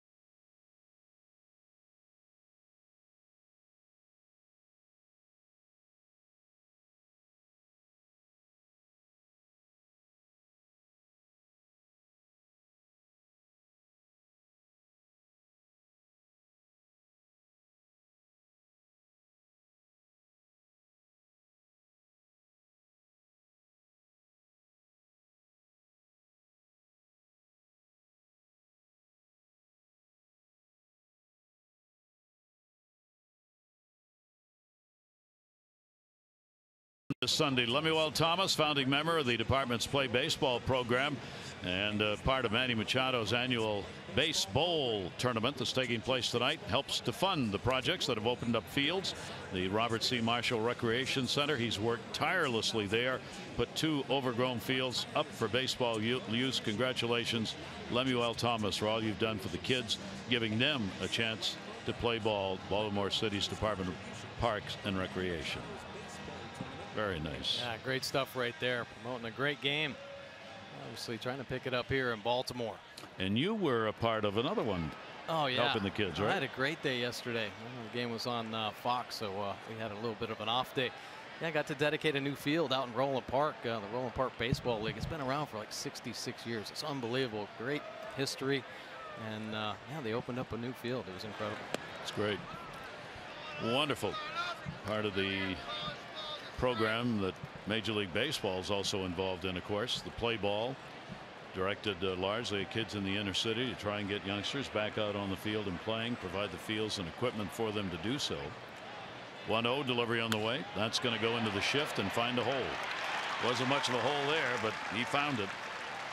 So a leadoff single by Moreland here in the 6th inning, and he's 1 for 2 with a walk. I want to thank all who joined in for the social media weekend presented by Ocean City, Maryland. You can follow at Masson Orioles on Twitter so you don't miss the next one. Spend your vacation days OCMD. Book now, masson@me/OCMD.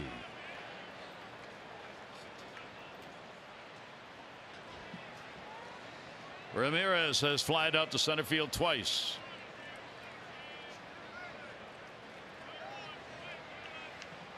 Get down to crunch time here, 6th inning. And the pitch will be taken away. Tillman battling back after a particularly tough 1st inning.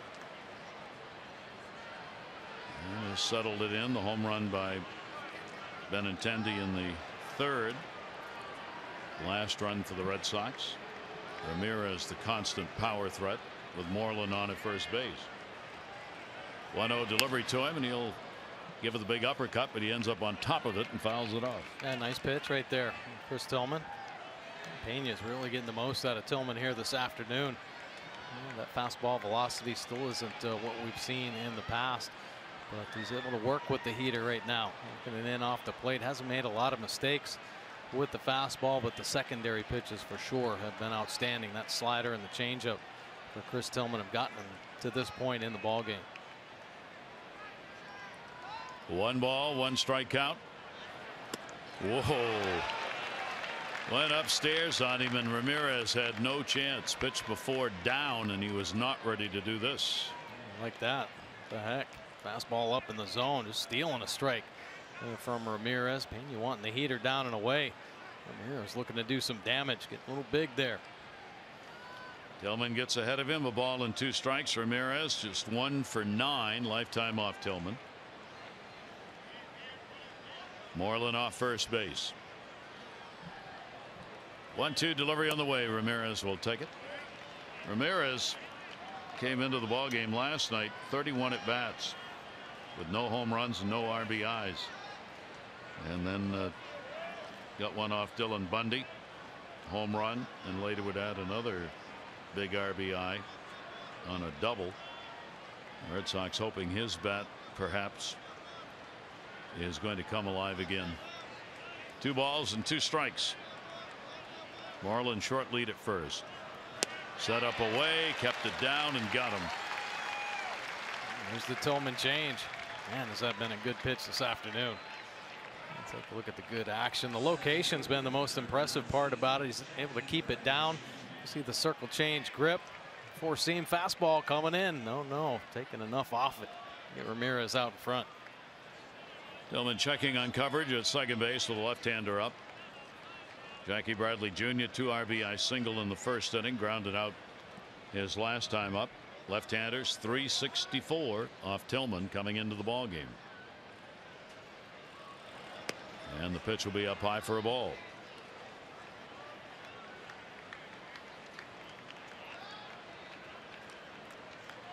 Red Sox also have an off day And then they begin to catch up with those games against the Yankees. They've got a 3-game series coming against them. 1-0 pitch, and that will be down low.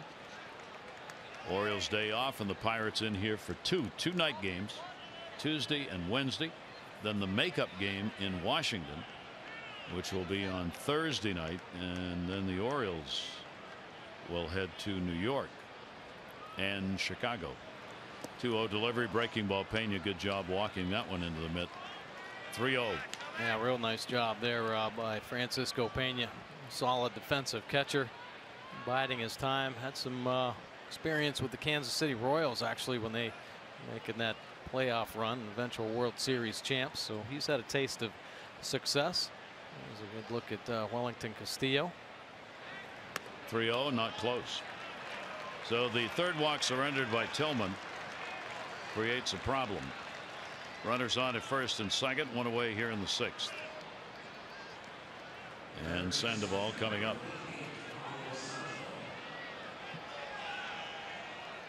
And fans, remember, anytime the Orioles score 4 runs or more, you win free McDonald's Chicken McNuggets.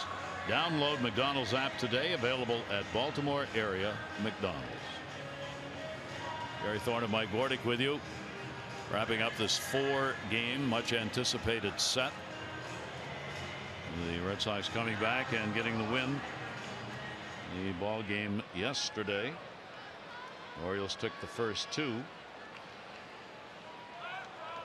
And looking to take 3 out of 4 if they can get this victory on this Sunday.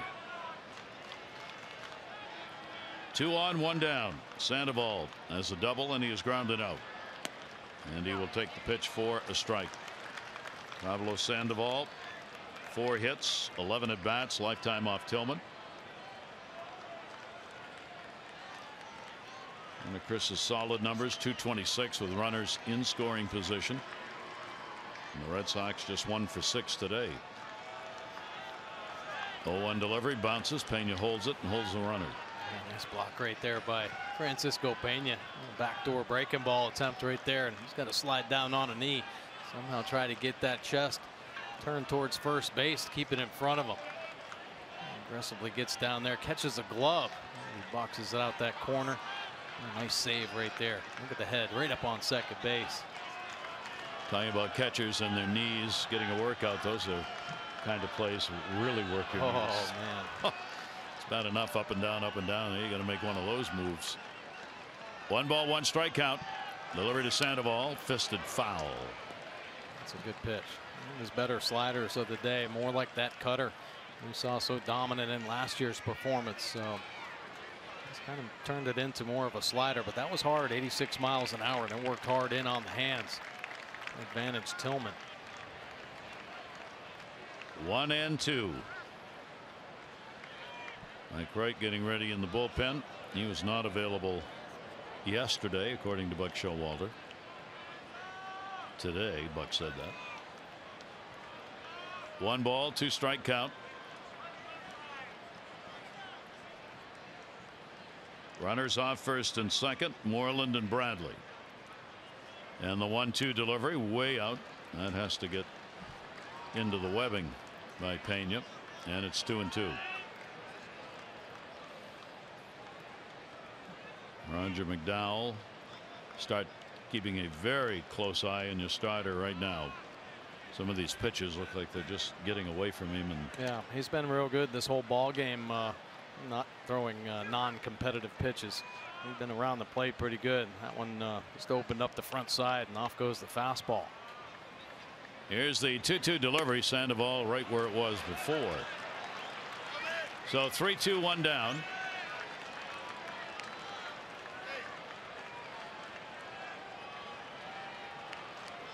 Sandoval's had 3 of his home runs this year when he's had a 2-strike count. This will be a full count delivery. And not close. And the bases are loaded with 1 away. Consecutive walks here in the 6th inning. Yeah, those last 3 pitches tell you you've got to make a little bit of an adjustment. I'm not not sure that it's the pitch count right now for Chris Tillman. I just think his mechanics, he has been able to reel them in when they get a little discombobulated out there. And 3 pitches in a row where the front shoulder just left too soon, didn't let the arm get on top, and all 3 pitches leaked away from the left-handed hitter. So a subtle adjustment, getting back over that front side. Try to come up with a big second out here, potentially pitch away from a double play ball, get him out of that inning. Second bases loaded opportunity. The Red Sox loaded him up in the first and got the 2 RBI single by Bradley. And a big play in the game. Moreland on that base hit by Bradley. It got caught in a rundown and ended up being the 3rd out on a 9-6-5-2 play.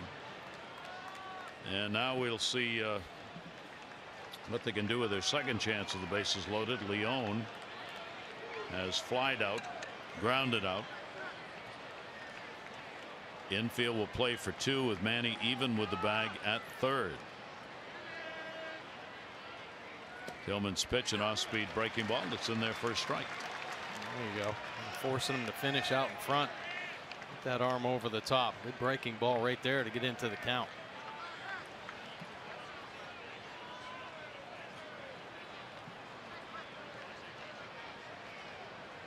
Tillman a check, runners everywhere, and that one is in there as well. That's the pitch that's working. LEÓN's gone 2 for 4, 5 RBIs with the bases loaded. Chris has given up 1 hit, 5 at bats with the sacks full this year. 0-2 count. And down low, Peña. Make sure it stays there.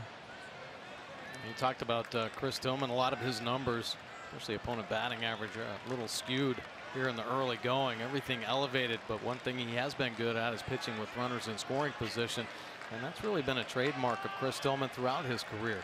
The ability to minimize damage in big situations like this. And this is the spot where he's got to step up again. 1-2. LEÓN waiting on it, takes it. Tillman slaps his thigh after the call. Knew he was real close to getting one right there. Yeah, borderline pitch, changeup on that outside corner. A good one. It stayed straight, just missing that outside corner. 2-2. Moreland the single, Bradley, Sandoval the walks. They're the base runners. 2-2 pitch on the way, and got him on that one. Buried it down and in. Another big strikeout. Oh, nice job by Chris Tillman. Nice block there by Peña. Take a look here. Starts him off with the big breaking ball. Get me over curve. Another one catching that back door corner. Little change up. Hey, double up with the change. Just missing the edge. And then he finishes him off the right way. The power curve down in the dirt. Blocked well by Peña. Got to have trust and faith in your catcher. Peña's there for him. Big second out for Tillman. 3rd of the night. So big opportunity here again to get out of it. Devin Marrero batting 9th, a strikeout, and he has grounded out. 2 down. And Marrero takes the pitch for a strike. There are the 23 pitches thrown this inning. Reaches 100.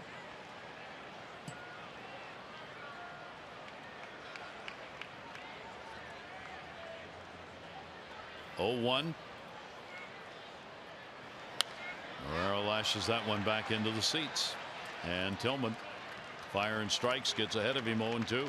Boy, that's important right there. Last 2 batters. Nice job getting ahead. Expand the zone a little bit.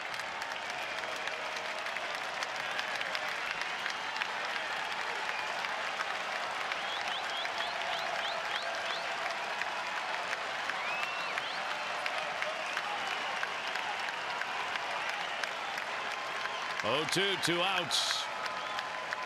Marrero with the bases loaded. Bounces it. Runner's going to come. They may get him. Here's the throw. Oh, it goes down the line. Moreland will score. Bradley's coming. Here's the throw all the way into Peña. Not in time. They had Moreland a quarter of the way down the line when the ball bounced at the plate. And Peña tried to pick him off going back in. It results in the Red Sox getting runs. Peña made a great block. He was probably pretty excited about that. And he thinks he's got Moreland hung up, but there is no lane. Moreland goes back in fair territory. And see again here. Catches it with that right shoulder, able to keep it in front. Excited about that. There's an opportunity to come up with a big play, but you got to put the brakes on there. And you do not have a throwing lane. Forces the issue. 2 Red Sox score, and you see the frustration on Peña's face. Wow. Now a runner at second base. 1-2 the count on Marrero. Marrero puts it up in the air to shallow center field. Jones coming, and Adam will make the catch. So a twist of fate, not in Tillman's favor, allows the Red Sox to get a couple of runs and a lead.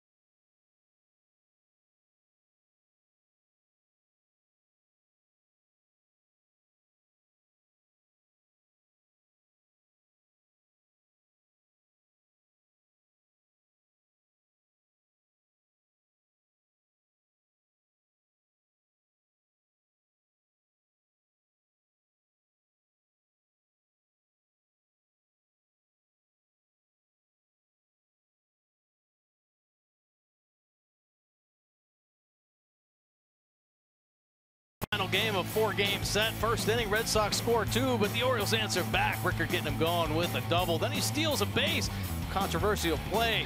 Orioles review. Rickert safe as he gets to the back corner, and then some clutch hitting. Chris Davis, 2 outs on the board, drives in 2, and Jonathan Schoop has been red hot, driving a double down the left field line, his 16th double of the year, and the Orioles take the lead in the first inning, 3-2, but Red Sox come back in that last inning. Orioles have to rally again to come back. Geico, 15 minutes could save you 15% or more on car insurance. Visit geico.com to see how much you could save.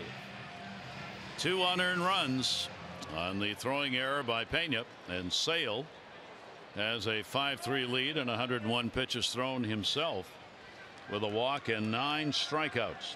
Davis will lead it off. He has struck out and had a 2 RBI base hit that came in the first inning. So Chris now with 2 hits, 14 at bats against the left-hander Sale. Orioles batting bottom half of the 6th inning. Lefty's delivery, fastball at 93 that time, and gets ahead 0-2. Red Sox are only 11-13 against the East. Now the Orioles have gone 21-12. Breaking ball outside. As we've said, no team has played more games in the East than the Orioles. Ron Farrell's ball club's going to catch up in a hurry, though, with this series and the Yankee series. Just kind of laid the bat on a ball he got out in front of. Sale will cover, take the flip from Moreland. Lock in your Birdland summer and reserve your seats for upcoming promotions, including an Orioles grayscale cap, Dylan Bundy t-shirt, infielder bottle stopper set, and more.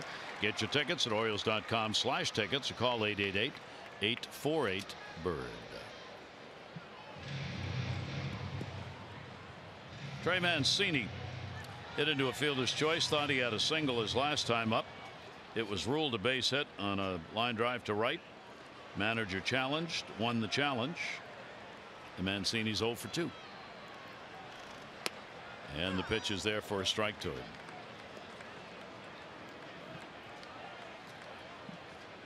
Mancini was a big part of, or has been a big part of the Orioles' success against the American League East.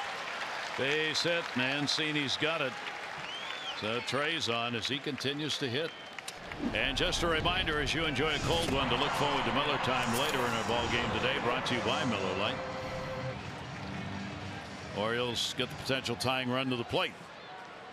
Jonathan Schoop, double, single, and an RBI. As 2 doubles rather. And Schoop, the hot bat, try and get this inning going with only 1 away. And he is really starting to pile up those doubles, isn't he? 17 doubles on the year. He's one of the league leaders. Yeah. Sales delivery to him. Schoop will take a breaking ball. Boyer up in the bullpen. First bullpen action for either team today. Wright's ready to go if needed.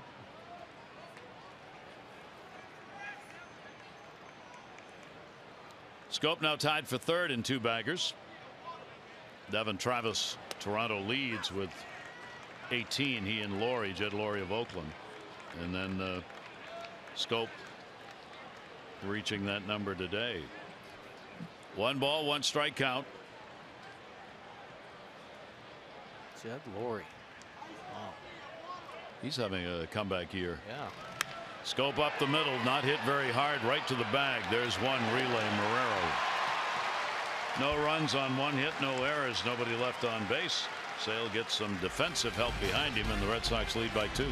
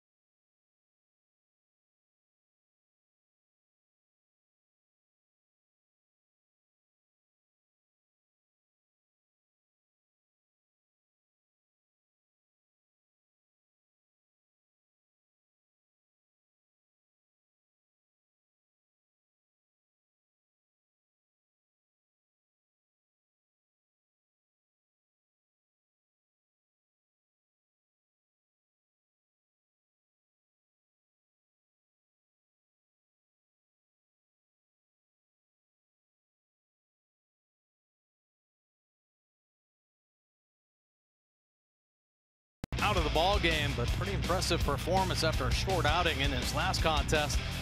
He had it working today. The off-speed pitches especially. Good slider there to get the jam shot on LEÓN. And how about this changeup? Ramirez had no luck off Chris Tillman. Power breaking balls. LEÓN goes down. And stopped by PEÑA right there with some runners on. 6 innings of work from Chris Tillman, scattering the 6 hits, 3 earned runs on the board. 4 walks, a couple of those hurt him, and 3 punch-outs. Now it's time for the Jiffy Lube pitching change. Jiffy Lube stores now do brake services. Stop in and let Jiffy Lube perform a free brake inspection today. Well, Mike Wright coming out of the O's bullpen. Take a look at his numbers. This will be his 3rd appearance for the O's. 10-13 earned run average. Certainly will come down with more time. Only 2 2/3 innings of work, but 5 punch-outs from the big righty. First batter 0 for 2. Let's keep this Red Sox team off the bases. So Wright ready to go, and the top of the order, Mookie Betts will face him. Betts has a base hit, has scored a run, 1 for 3 in the ball game. Goes after the first pitch to Hardy on the big hop. Pitch in and out here in the 7th inning. Betts retired. Orioles baseball on MASN, brought to you by Ocean City. Put your vacation days to good use in Ocean City. Book now at OCOcean.com. Could be a day where the East tightens yet again. Toronto beat New York today 3-2. Smoke is red hot. He had a 2-run homer in the 6th inning, and Donaldson got the go-ahead home run in the 8th inning. Joe Smith won it for Toronto in relief. Well, Toronto a game below 500 now. And the pitch taken by Benintendi. Benintendi's had a home run his 6th, walked and scored, and has popped out. Mike Wright with Manny even with a bag at 3rd. We'll miss with that. It's only Mike's 2nd game against the Red Sox, an inning and 2/3. They touched him up for 3 runs, 3 hits in that one outing. He owns a 1-1 record lifetime against him. Benintendi rocks another one way back. Goodbye home run. His 2nd home run onto the flag court today. And the Red Sox have a 6-3 lead. Benintendi had some recent struggles. Actually, he got sat on the bench, giving himself a little time to recoup, and I guess he's all better now. A couple home runs in this ball game. The first one really high, barely making it over the wall, but this one was squared up, down and in, danger zone to the left-handed hitters. He finishes that one up on the flag court. And the pitch will be taken outside by Bogaerts. So a home run off Tillman and a home run off Wright for Benintendi. 1-0 pitch on the way. Bogaerts fooled on it. He's had a 1 for 3 with a base hit today.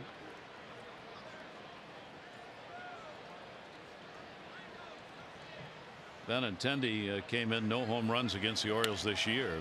That's going to be a base hit into left field. Bogaerts just laying the bat on it. He picks up a single, and he's got a 2 for 4. Yeah, pretty amazing when baseball finds the barrel.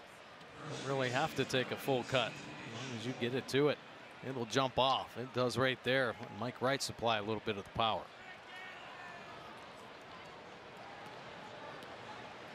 So with 1 away, Moreland will come up with a runner on. He picked up a base hit, scored in the 6th inning. He's hit into a fielder's choice, and he has walked.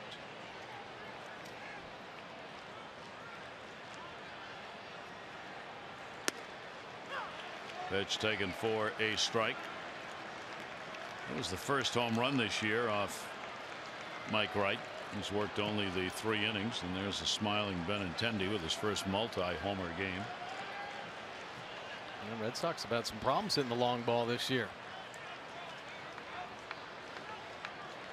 0-1 the count. Benintendi's had 3 home runs lifetime against the Orioles, and all 3 have been hit here at Camden Yards. Moreland, the 0-1. Infield around a double play depth. And the pitch is there for a strike, much to his dismay. Good heater right there for Mike Wright. Aiming for the power fastball. Located perfectly.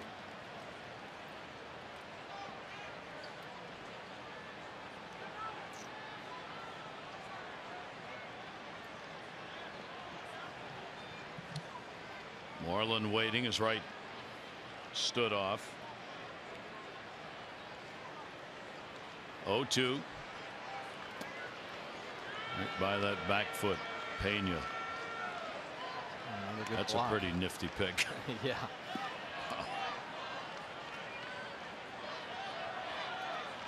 Made some nice blocks. Of course, he's still stewing about throwing error. Let a couple Red Sox score. Yeah, right when Tillman looked like he was going to get out of the inning. 1-2 delivery on the way by Wright. Jammed him. Slow roller. Davis. He'll go to second. 1. Relay over to first. Not in time. Folks get out of the way. Wright went over there to cover. Scope was already there. So they get the out on Bogaerts on the 3-6 fielder's choice at second base. And there are 2 away. Nice play by Davis. Davis so good at this play. He takes aggressive angles to the baseball, always creating a nice lane. Nice to have an athletic first baseman. Nice to keep that lead runner off second base. Moreland on at first. Ramirez an 0 for 3. A couple of fly balls to center and a strikeout. Hanley Ramirez has had 2 hits and 5 at bats off right.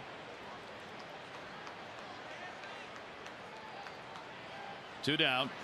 Goes after the first one and fouls it away.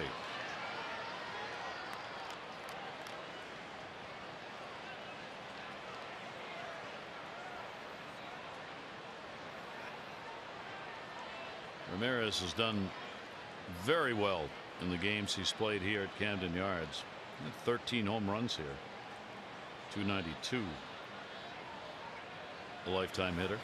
And the pitch will be taken inside.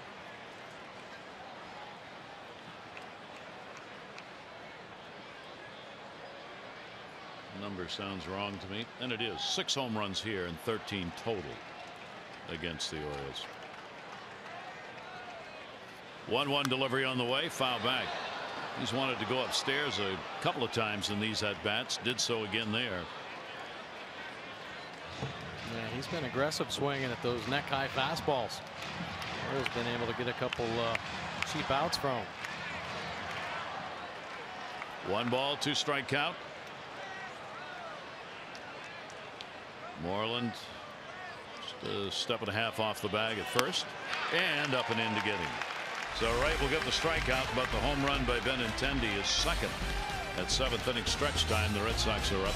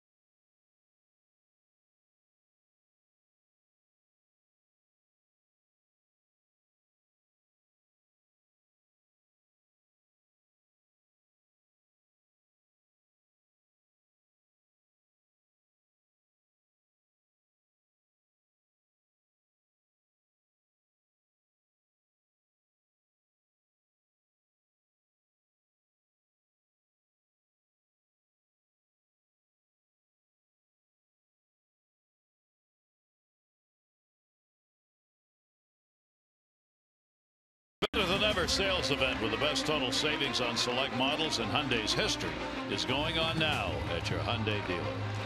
Gorgeous Sunday weather-wise here at Camden Yards, and the Red Sox have a 6-3 lead. Gary Thorne, Mike Bordig back here. One play, the throwing error, stands out at this point of the ball game, right? Yeah, absolutely. You know, Francisco Peña has made some incredible stops all day, blocking behind the plate, and I think he got the most out of Chris Tillman. And unfortunately, at this point in the ball game, he's going to be looked at as the GOAT, right? Making the beautiful block with runners on base and actually forcing the issue with that throw. There wasn't a lane there, and I'm sure he's going to have a restless night thinking about that throw. But he's done a nice job, and I don't think without him back there that Tillman would have made it through that far. Really worked him well. Yep. And the Orioles got the Sale early in the ball game, but as good pitchers are inclined to do, they settle it back in. Sale did that through the middle innings, and as a result gave his team a chance to get some runs, and they did. Yeah, there was a great opportunity for the Orioles offense, and they worked them well. They had a nice game plan, and I think they did this whole series against the Red Sox pitching, have solid game plans. But like you said, the great pitchers find ways to overcome. He settled in the middle of the ball game and ended up doing a pretty good job. He ended up throwing a lot of pitches and back-to-back rough outings as far as you know, tough innings go, but 3 runs on the board for him. Give it to Blaine Boyer now. This will be his 5th game. 2.45 earned run average. And a couple punch outs, 4 hits scattered, and 286 average. So Orioles not knowing a lot about him, trying to put something together against Boyer. So let's see what Boyer does here in relief of Sale. The Orioles will have Peña leading it off. Francisco Peña has struck out twice. Then Hardy, and the top of the order, Rickert, going against Boyer. And Chris Sale a chance to win his 7th game, coming out after working the first 6. 1-0 delivery. Peña will take it. Breaking ball that will miss. Trying to move in on that inside corner. We'll see bullpen action now probably for the rest of the game. Robbie Scott up as the matchups will begin to matter. That one down the line, if it stays fair, and it will. Got a base hit. That's over to get it. So the Orioles get the leadoff man on as Peña delivers a single to start the 7th inning. Help support the patients and families at the University of Maryland Medical Center by attending a special fundraising event for Shannon's Fund. Friday, August 18 at Oriole Park. Ticket packages for the event begin as low as $50 a game ticket and exclusive pregame barbecue. For tickets and more info, go to Orioles.com/Shannon's Fund. J.J. Hardy has grounded out and struck out. Orioles with their 7th hit of the ball game. Hardy will take the pitch inside from Blaine Boyer. So the Orioles looking to mount a comeback here. Boyer's worked 1 game against the Orioles, 1 inning, 1 1/3, gave up nothing. Peña tight to first base. Hardy will take the pitch. That does come back in and catch the inside corner. Boyer was activated to the roster on May 28th from AAA Pawtucket for his first major league stint. He did a couple of saves working at AAA. Chop foul. Boyer's been around, a right-hander, veteran. 399th career game. A lot of folks: Atlanta, Cardinals, Arizona, Mets, Minnesota, Milwaukee, San Diego, now Boston. 1 ball, 2 strikes, nobody out.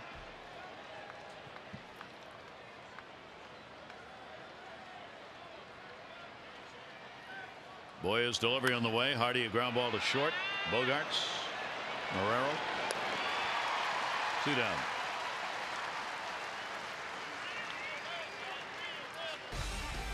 This copyrighted telecast is presented by authority of the Orioles, may not be reproduced or retransmitted in any form, and the accounts and descriptions of this game may not be disseminated without the express written consent of the Orioles.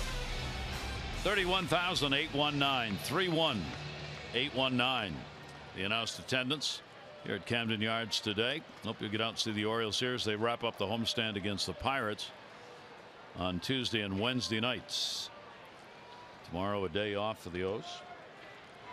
Joey Rickert will take one inside. Rickert a double, scored in the first inning. He has flied out twice. And Joey looking to spark the team here. A 2-out rally. Start pushing a run or 2 across the board here. A little spark late in the ball game. It'll catch the outside corner.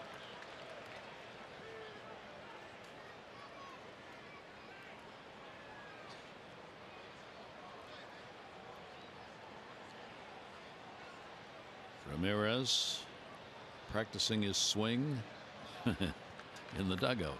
Here's a 1-1 delivery on the way and a breaking ball strike.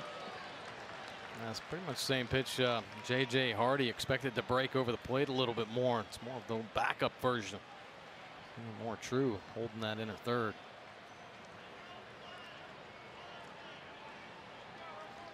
One and 2.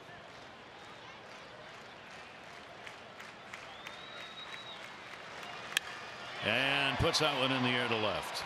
Came off the end of the bat. Did it pretty good. But it'll be put away by Benintendi. So the Orioles retire to hit in the inning. Only 3 faced.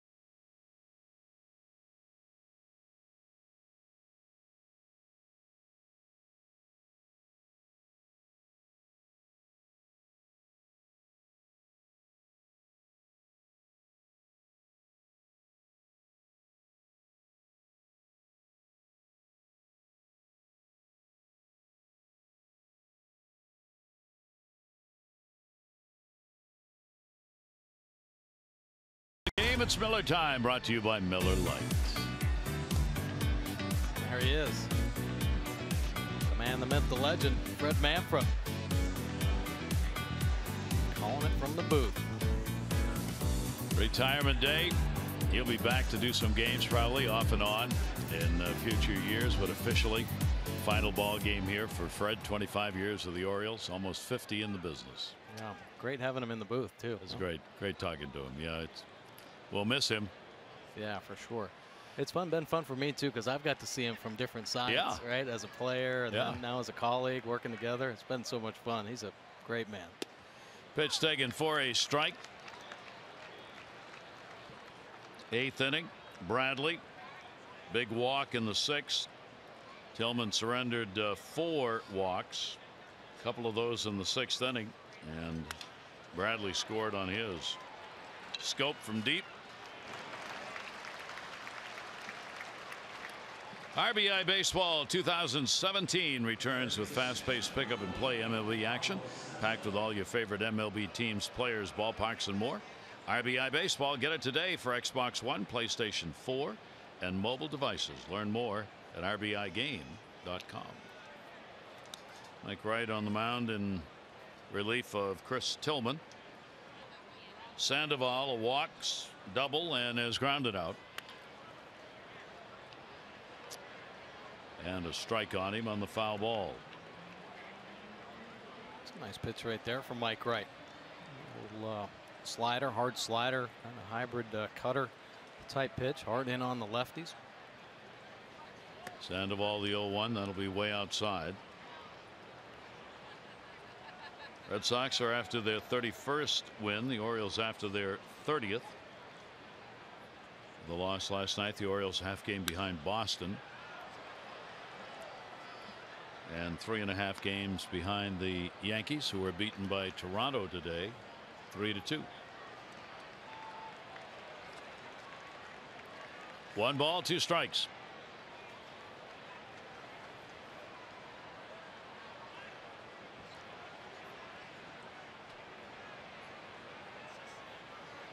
Wright's delivery to Sandoval.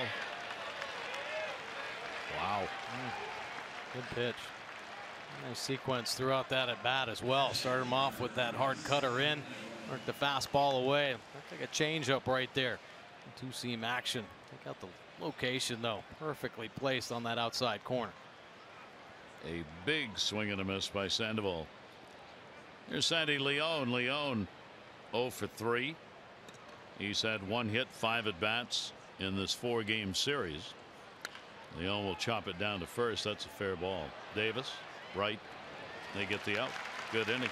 Side set down 1-2-3. Bottom of the 8th coming up. The Red Sox on top by 3.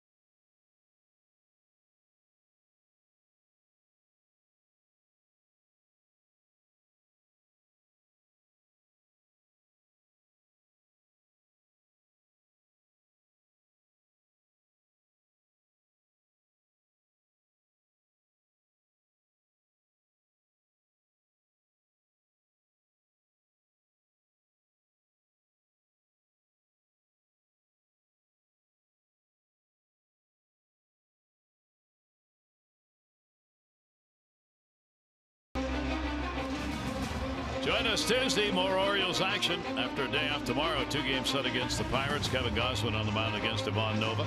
Coverage on MASN 6:30 O's Extra, presented by Southwest. Our game at 7. All the access you need right here on MASN. Let's take a quick look at the Pittsburgh Pirates. 12th in batting average, 12th in runs per game. Scuffling along last place in the National League East. Good opportunity for the Orioles. Just shipped out a couple of their young players who haven't been doing too well. So relying on some of the veterans to step up a little bit. They've had a couple big injuries as well on that Pirates team. Good opportunity for the Orioles. Defensive changes. Devin Marrero is going to move to third base, and Rutledge will come on to play at second, taking Pablo Sandoval out of the ball game as the Orioles bat in the bottom half of the 8th inning. And they get Jones, Manny Machado, and Trumbo. Adams an 0 for 3, trying to avoid the golden sombrero here today. 3 strikeouts. Red Sox will keep the bullpen active. Scott's been up once before. Barnes just coming back to the ball club. Had missed a game for personal reasons. Down to third. And there is Marrero, and he can field. And Jones retired. 1 down. We talked about Marrero. He's been voted the best defensive player in the Red Sox organization, I think now for 3 consecutive seasons. He had only 13 games last year. There's no question about his ability to play D, though. Definitely still room in the game for players that can catch the baseball. Yep. Wait for that bat to come around.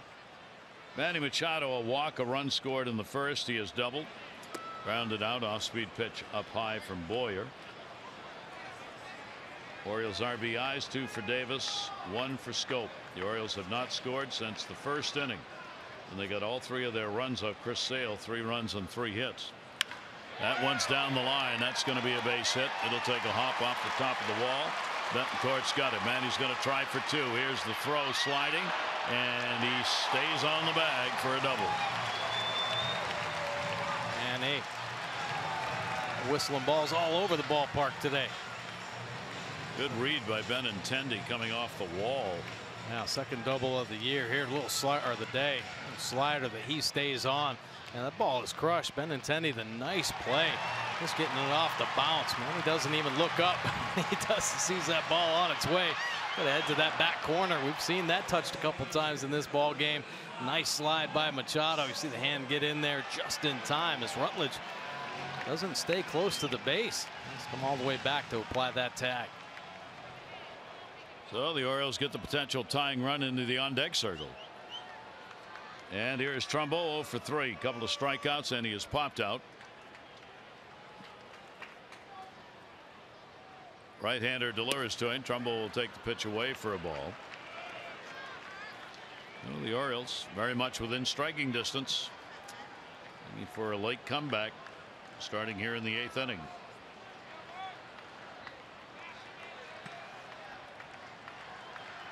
Trumbo's about due. 1-0 delivery to him, and that'll be inside. Trumbo 0 for 2, the only times he's faced Boyer.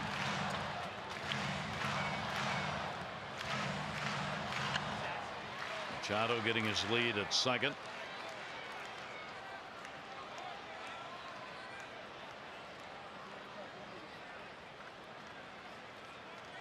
Pitch on the way to him, and again trying to catch the inside corner, does not, and the count goes to 3-0. Orioles would take this, get Davis up there representing the potential tying run here in the 8th inning.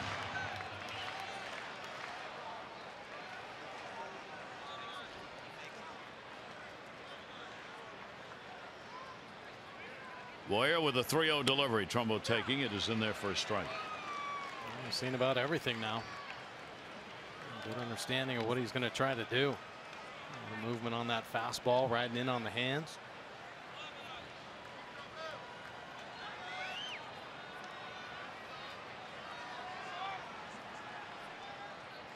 Three and one.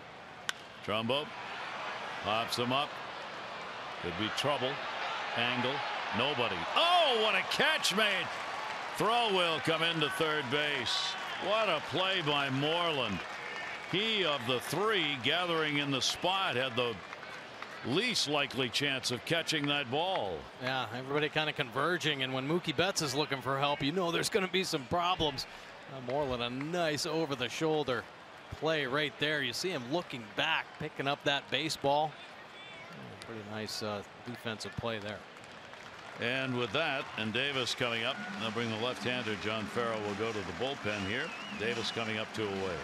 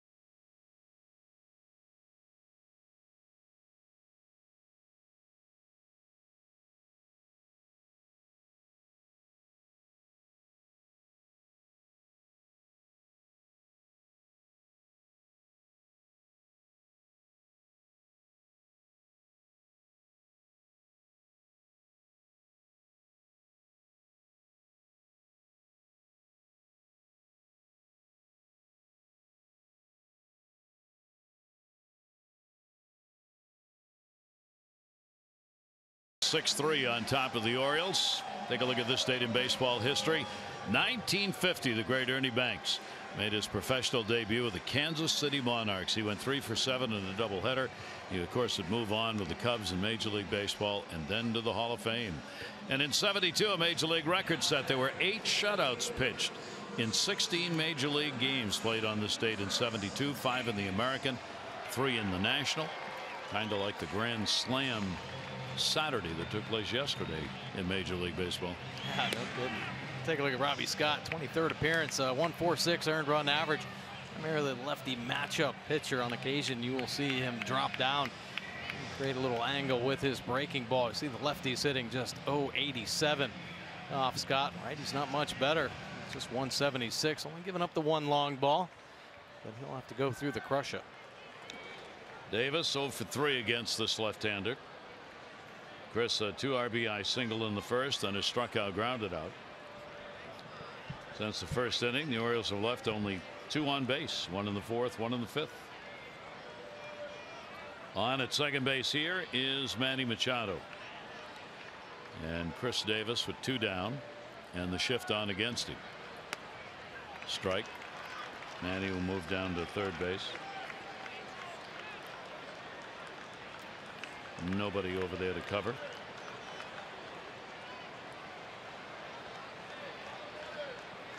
Oh, and 1-2 away.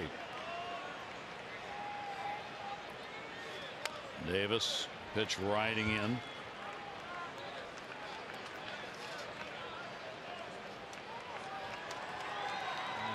It's tough, man, for a big lefty to keep that front side in. Some of these lefties he's had to face. Chris Sale and now Robbie Scott. And Chris keeping it in there pretty well. Of course, we saw him fight off a tough pitch from Sale early in the ball game, pick up a couple RBIs. This could be a big one as well. Chris 4 for 14 in the series. 0-2 delivery to him, and Scott comes on and gets the job done. He gets a strikeout, no runs, 1 hit, no errors, and 1 left on base. We go to the 9th inning. Red Sox 6, Orioles 3.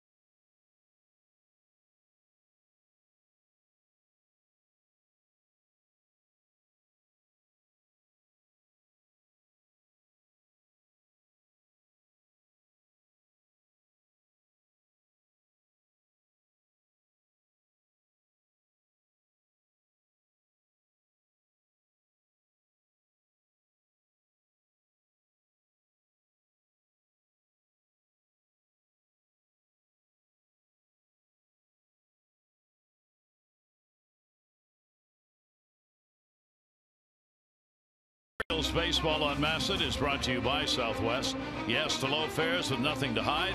That's transparency. Go to the 9th inning here at Camden Yards on the Sunday afternoon. And a bonnet to protect that so delicate skin.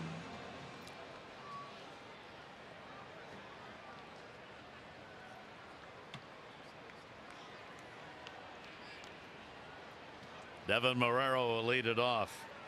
Started at second base, now playing at third. He has struck out, grounded out, and flied out. Top of the order, Betts and Benintendi will get another shot at it. Who's already got 2 homers in the game.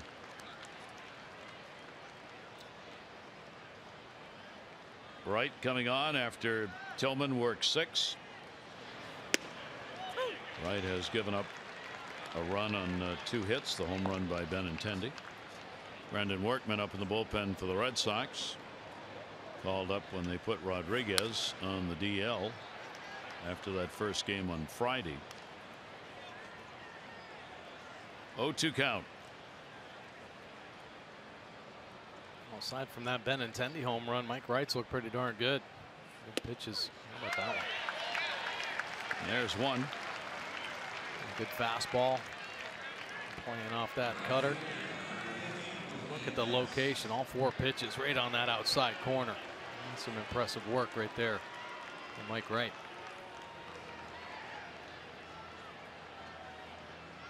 Three strikeouts for Wright. And here's Mookie Betts. Betts will take the pitch up high for a ball. Betts has gone 3 for 6 with 2 home runs off Wright. He's had a base hit today, 1 for 4. Scored a run in the first inning when he started the ball game up with a swinging bunt single down the third baseline.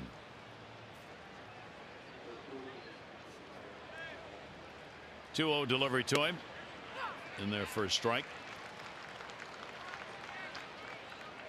2-1 with Benintendi on deck. Fire, the left-hander for the Orioles. And that's up and in.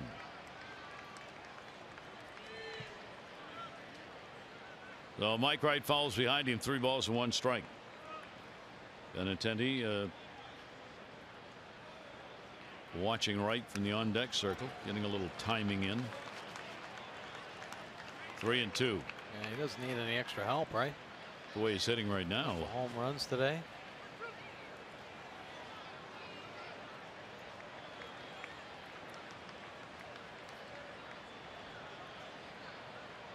And again, the 3-2 delivery, and he walked him. First walk surrendered by Mike Wright. So Benintendi comes up, his first multi-homer game today with 1 in the 3rd, 1 in the 7th. Both solo shots, 1 off Tillman and 1 off Wright. Left-hander had only 1 hit in 9 at bats in this series prior to today. He also walked in the first inning and scored, so he's crossed the plate 3 times. Runs, runs, runs. That's the name of the game. You're driving them in or you're crossing the plate. Benintendi's faced Wright only once, and he's not going to get to face him again. Like Showalter on his way out, calling for a pitching change here in the 9th inning. So 2 1/3 innings worked for Wright. He'll be responsible for the base runner Betts on, and when he come back, Benintendi to the plate.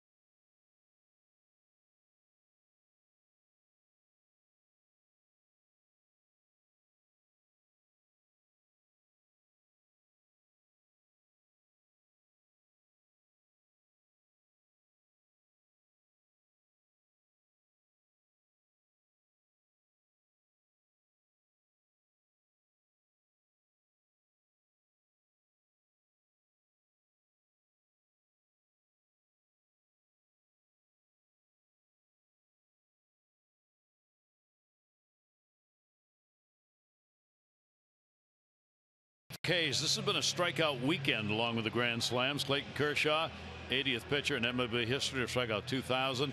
And you see the numbers. Kershaw's career ERA 2.37, time of the milestone when he picked that up. That's the only one any of the 71 previous pitchers whose careers started since 1913 to have an ERA that low. 42 combined strikeouts. Dodgers Brewers Friday, most for any game in National League history. And Kenley Jansen, Dodgers 40 strikeouts this season without issuing a walk. It's the most strikeouts before surrendering a base on balls by any pitcher since 1893. Wow. Jeez, it's amazing. How about Richard Blyer now after those impressive numbers? This will be his 11th game, holding opponents down to that 228 batting average. The lefties at 250. Getting up the one long ball with that 68% ground ball rate. That's what he's looking for right now. Yes, Mookie Betts over there at first. One out. Benintendi has hit the lefties fairly well. Not a lot of at bats. 9 for 33. Benintendi's got a 273 mark against left-handers. 2 home runs in the ball game. Takes the pitch outside. Only time they've gotten him was in the 5th inning when he popped out. And Chris Tillman had a 1-2-3 inning. Chris actually retired 9 in a row. And they starting in the 3rd and going through the 5th. 1 ball, 1 strike count. Right, 2 1/3, couple of hits, a walk, 3 strikeouts, responsible for Betts on at first base. 1-1 delivery. Benintendi on a bouncer, played by Peña to hold the runner. Pretty good pick right there by Peña. Good hands. I think it's in his blood. Yes, Dad could do that. Yeah. Runner goes. Had him picked off. Davis had to do a 360 and not in time. Wow. That's taken off on him first move and they couldn't get him. That's some pretty good speed right there. Yeah, going first move. Actually kind of anticipating the move. Doesn't give Davis enough time to throw him out.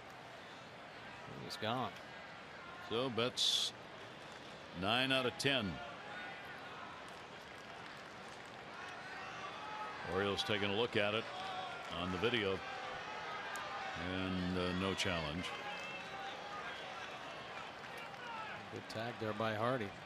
Yep, he was in there and held the bag. And so now you get a runner in scoring position with Benintendi up and only 1 away. 2 ball 1 strike count. And as we've seen, you never get enough the lead department in these games, and Benintendi will foul that one back.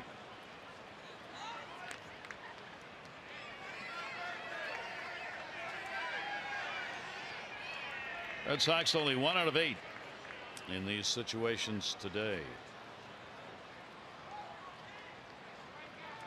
1 for 6 yesterday, 1 for 3 game 2, and 3 for 5 in game 1. Benintendi reaching a little bit, fouls it away. Well, you don't anticipate it, I guess, with 2 strikes on Benintendi, but certainly have to be aware of Betts out at second base. And walking lead out there. More comfortable. He wouldn't mind being on third with 1 out. Hardy moves in behind him. Takes the breaking ball away. So the count goes to 3-2 on Benintendi with Bogaerts the on deck batter as the Red Sox looking to add to their lead in the top of the 9th inning. And that'll be a base hit. Could be an RBI. They'll wave Betts home. No play at the plate. Record up. He'll run it and toss it in. Big extra run here, and it's 7-3. Well, it sure was. I think he can control the running game a little bit with the lefty on the mound, but going first move, puts himself into scoring position, and all of a sudden Benintendi, the hottest Red Sox hitter, a couple home runs and an RBI single right there. With a little cherry on top. So Benintendi, a 3 RBI ball game. And now he's on at first base, and he has real good speed. Bogaerts up 2 for 4, 2 singles. And that pitch is in there for a strike. So Blyer unable to get the left-hander out he was brought in to get. Will work to Bogaerts with another left-hander, Mitch Moreland, waiting on deck.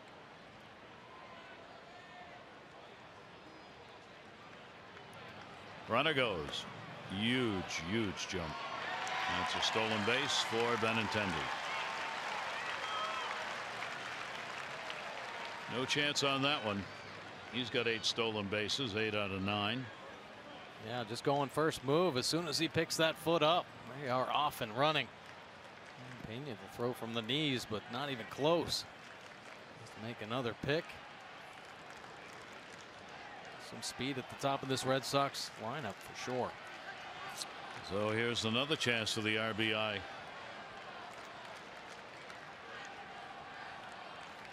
And Bogaerts will fight it off.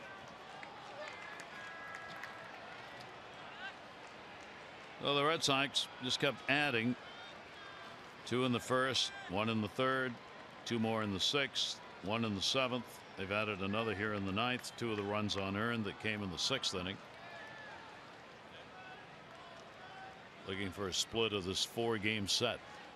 And the 0-2 delivery by Blyer and a swing and a miss. Nice heater right there from Blyer. Reaching back. 89 down and in. Typically a little two-seam fastball. Trying to induce the ground ball. With the stolen base. Get some punch outs. Good one there.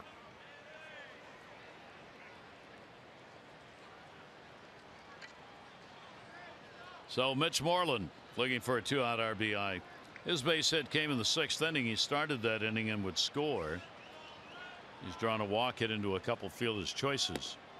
And it's in there for a strike to Moreland.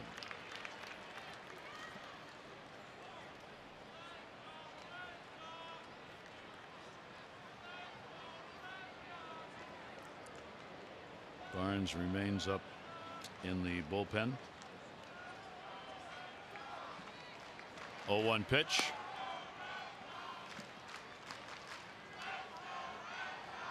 Not a save situation going into the bottom of the 9th inning.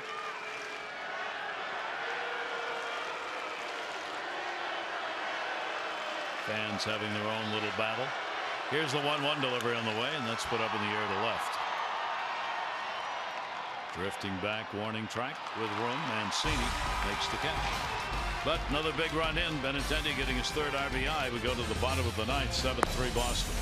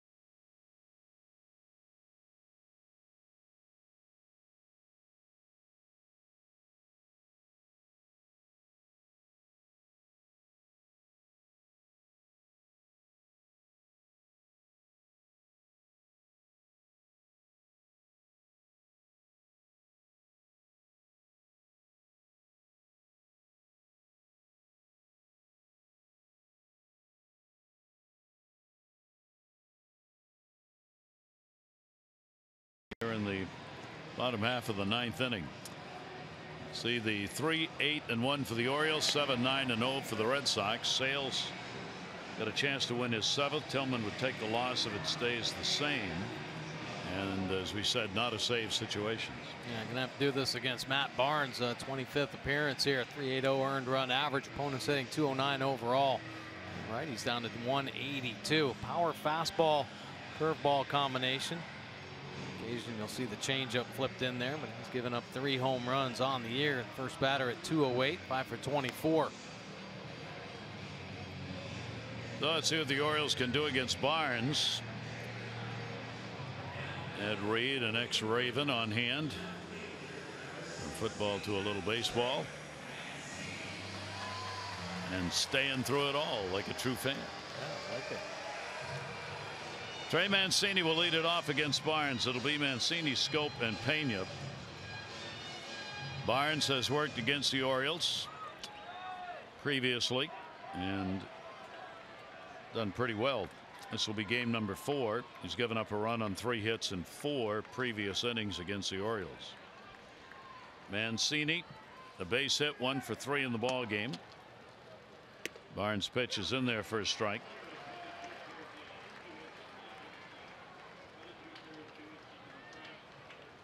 Scott worked a third of an inning, got a strikeout. Boyer worked an inning and 2/3, gave up 2 hits. Third reliever Barnes for the Red Sox. 0-1 delivery. Second base. Rutledge makes the play. Jonathan Schoop coming up in our Alexis of Towson drive of the game. Yeah, his first at bat hammers a double down the left field line. Jonathan Schoop has been red hot. The Orioles had a big first inning. That was a 3rd run off Chris Sale. Jonathan Schoop, the first of his 2 doubles in the ball game. That was number 16. Picked up his 17th in the 4th inning. Lexus of Towson, the area's #1 volume Lexus dealer for 7 straight years. Come see why at lexusoftowson.com. Jonathan Schoop with 1 down, nobody on. Pitch strike on the outside corner. No run since the first inning for the Orioles. Davis 2 RBI single, RBI by Schoop. And the Red Sox have spread the runs out.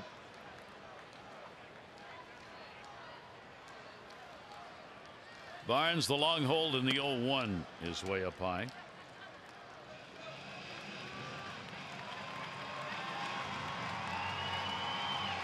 Orioles have lost the last 3 starts that Chris Tillman has made here at home. If the score holds up, with Minnesota, Yankees, and today against the Red Sox being those 3 teams. 1-1 delivery on the way. Schoop down the line and foul. So Jonathan, a 1-ball 2-strike count. Kim has come out in the on deck circle, a pinch hit for Peña.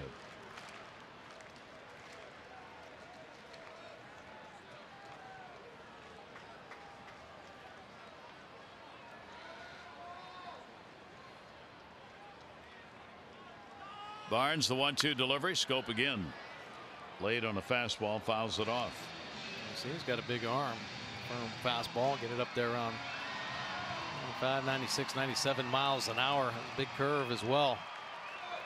Typically, that is his big out pitch. He likes to bury the curveball against the righties.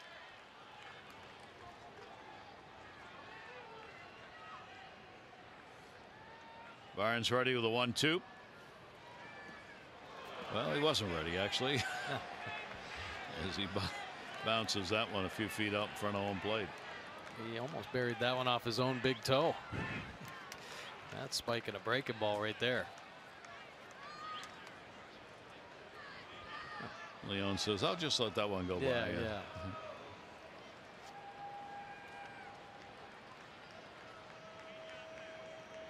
2 balls, 2-strike count. Danbury, Connecticut native on the mound. Delivers to Schoop and gets him to foul it off. Barnes was a workhorse last year. He appeared in 62 games and worked 66 innings.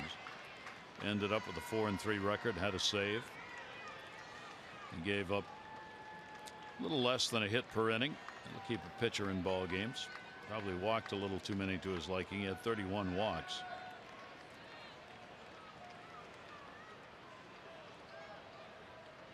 Two balls, 2 strikes. Schoop checks. Nice take right there. Yeah, Barnes was a part of that. You mentioned he was from Connecticut, but George Springer, that UConn baseball team, that a few players get drafted off of it. He was in that rotation.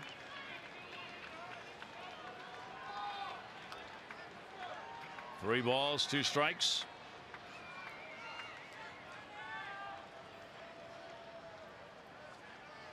Schoop waiting on it again. And he'll get a base hit into right field. So Jonathan, a 3-hit ball game. Already had his 14th multi-hit game of the year and tacks another one on for the Orioles. Not trying to do too much there, just keeping the bat flat through the zone with 2 strikes, taking him the other way. Sound approach from Schoop today. That'll be Jonathan's second 3-hit ball game, and Kim will come on as the pinch hitter.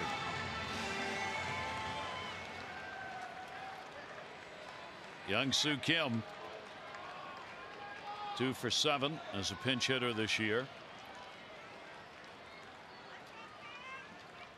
Barnes delivery to him. That's in there for a strike. Well, the Orioles keeping their hopes alive, and again the importance of late inning runs that one the Red Sox got in the 9th. And the stolen base, a walk to Betts, a stolen base, and Benintendi's RBI single. 0-1 delivery. Kim will chop it. That literally hit the plate. Marrero running throw. 2 down. Schoop moves to second base. Nice running play right there by Marrero about his defensive abilities. He started this game at second base. A nice play there over at third base.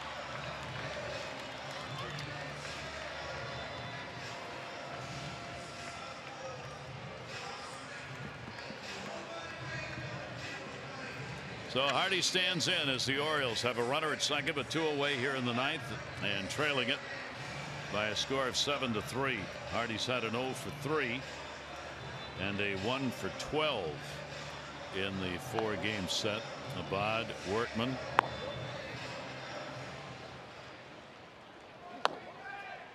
Getting some throwing in the bullpen.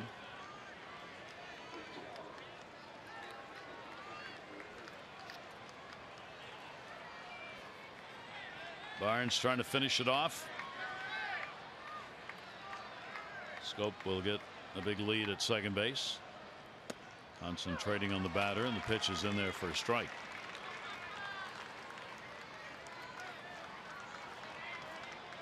Seth Smith out to pinch hit in the on-deck circle if they can get there.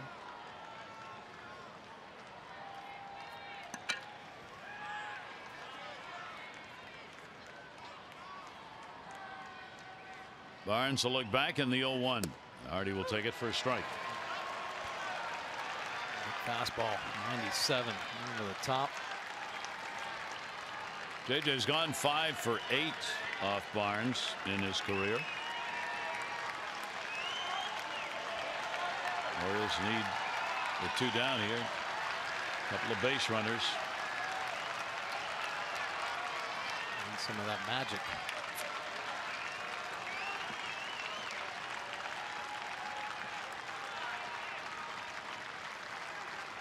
Oh-2. Schoop wandering off second and down low. Blocked. LEÓN.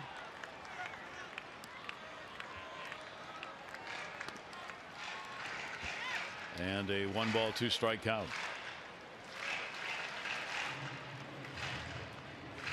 Oriole bullpen. Wright worked 2 1/3, a run on 2 hits, a walk, 3 strikeouts. Blyer 2/3 of an inning with a hit and a strikeout.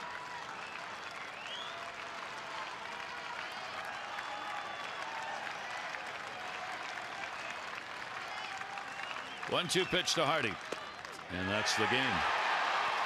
So Barnes gets the strikeout to end it. No runs, a hit, no errors, 1 left on base. Orioles now fewer than 10 hits in 10 of their last 12, and they've gone 4 and 8 in those games as they came up with 9 here in this one. So Sale 7-2 wins it. Tillman 1 and 3 the loser. That'll end the 4-game set. Pirates in after a day off tomorrow. 2 games. Kevin Gausman will take the mound on Tuesday against Ivan Nova. Our coverage on MASN 6:30 O's Extra presented by Southwest. Our game coverage will be at 7. This has been a MASN presentation. Tom and Rick will look back. Offense early, pitchers then came on. They'll tell you how it happened. On behalf of Mike Bordick and all of our crew, I'm Gary Thorne. Thanks, everybody. Have a great Sunday night. Adieu, Fred.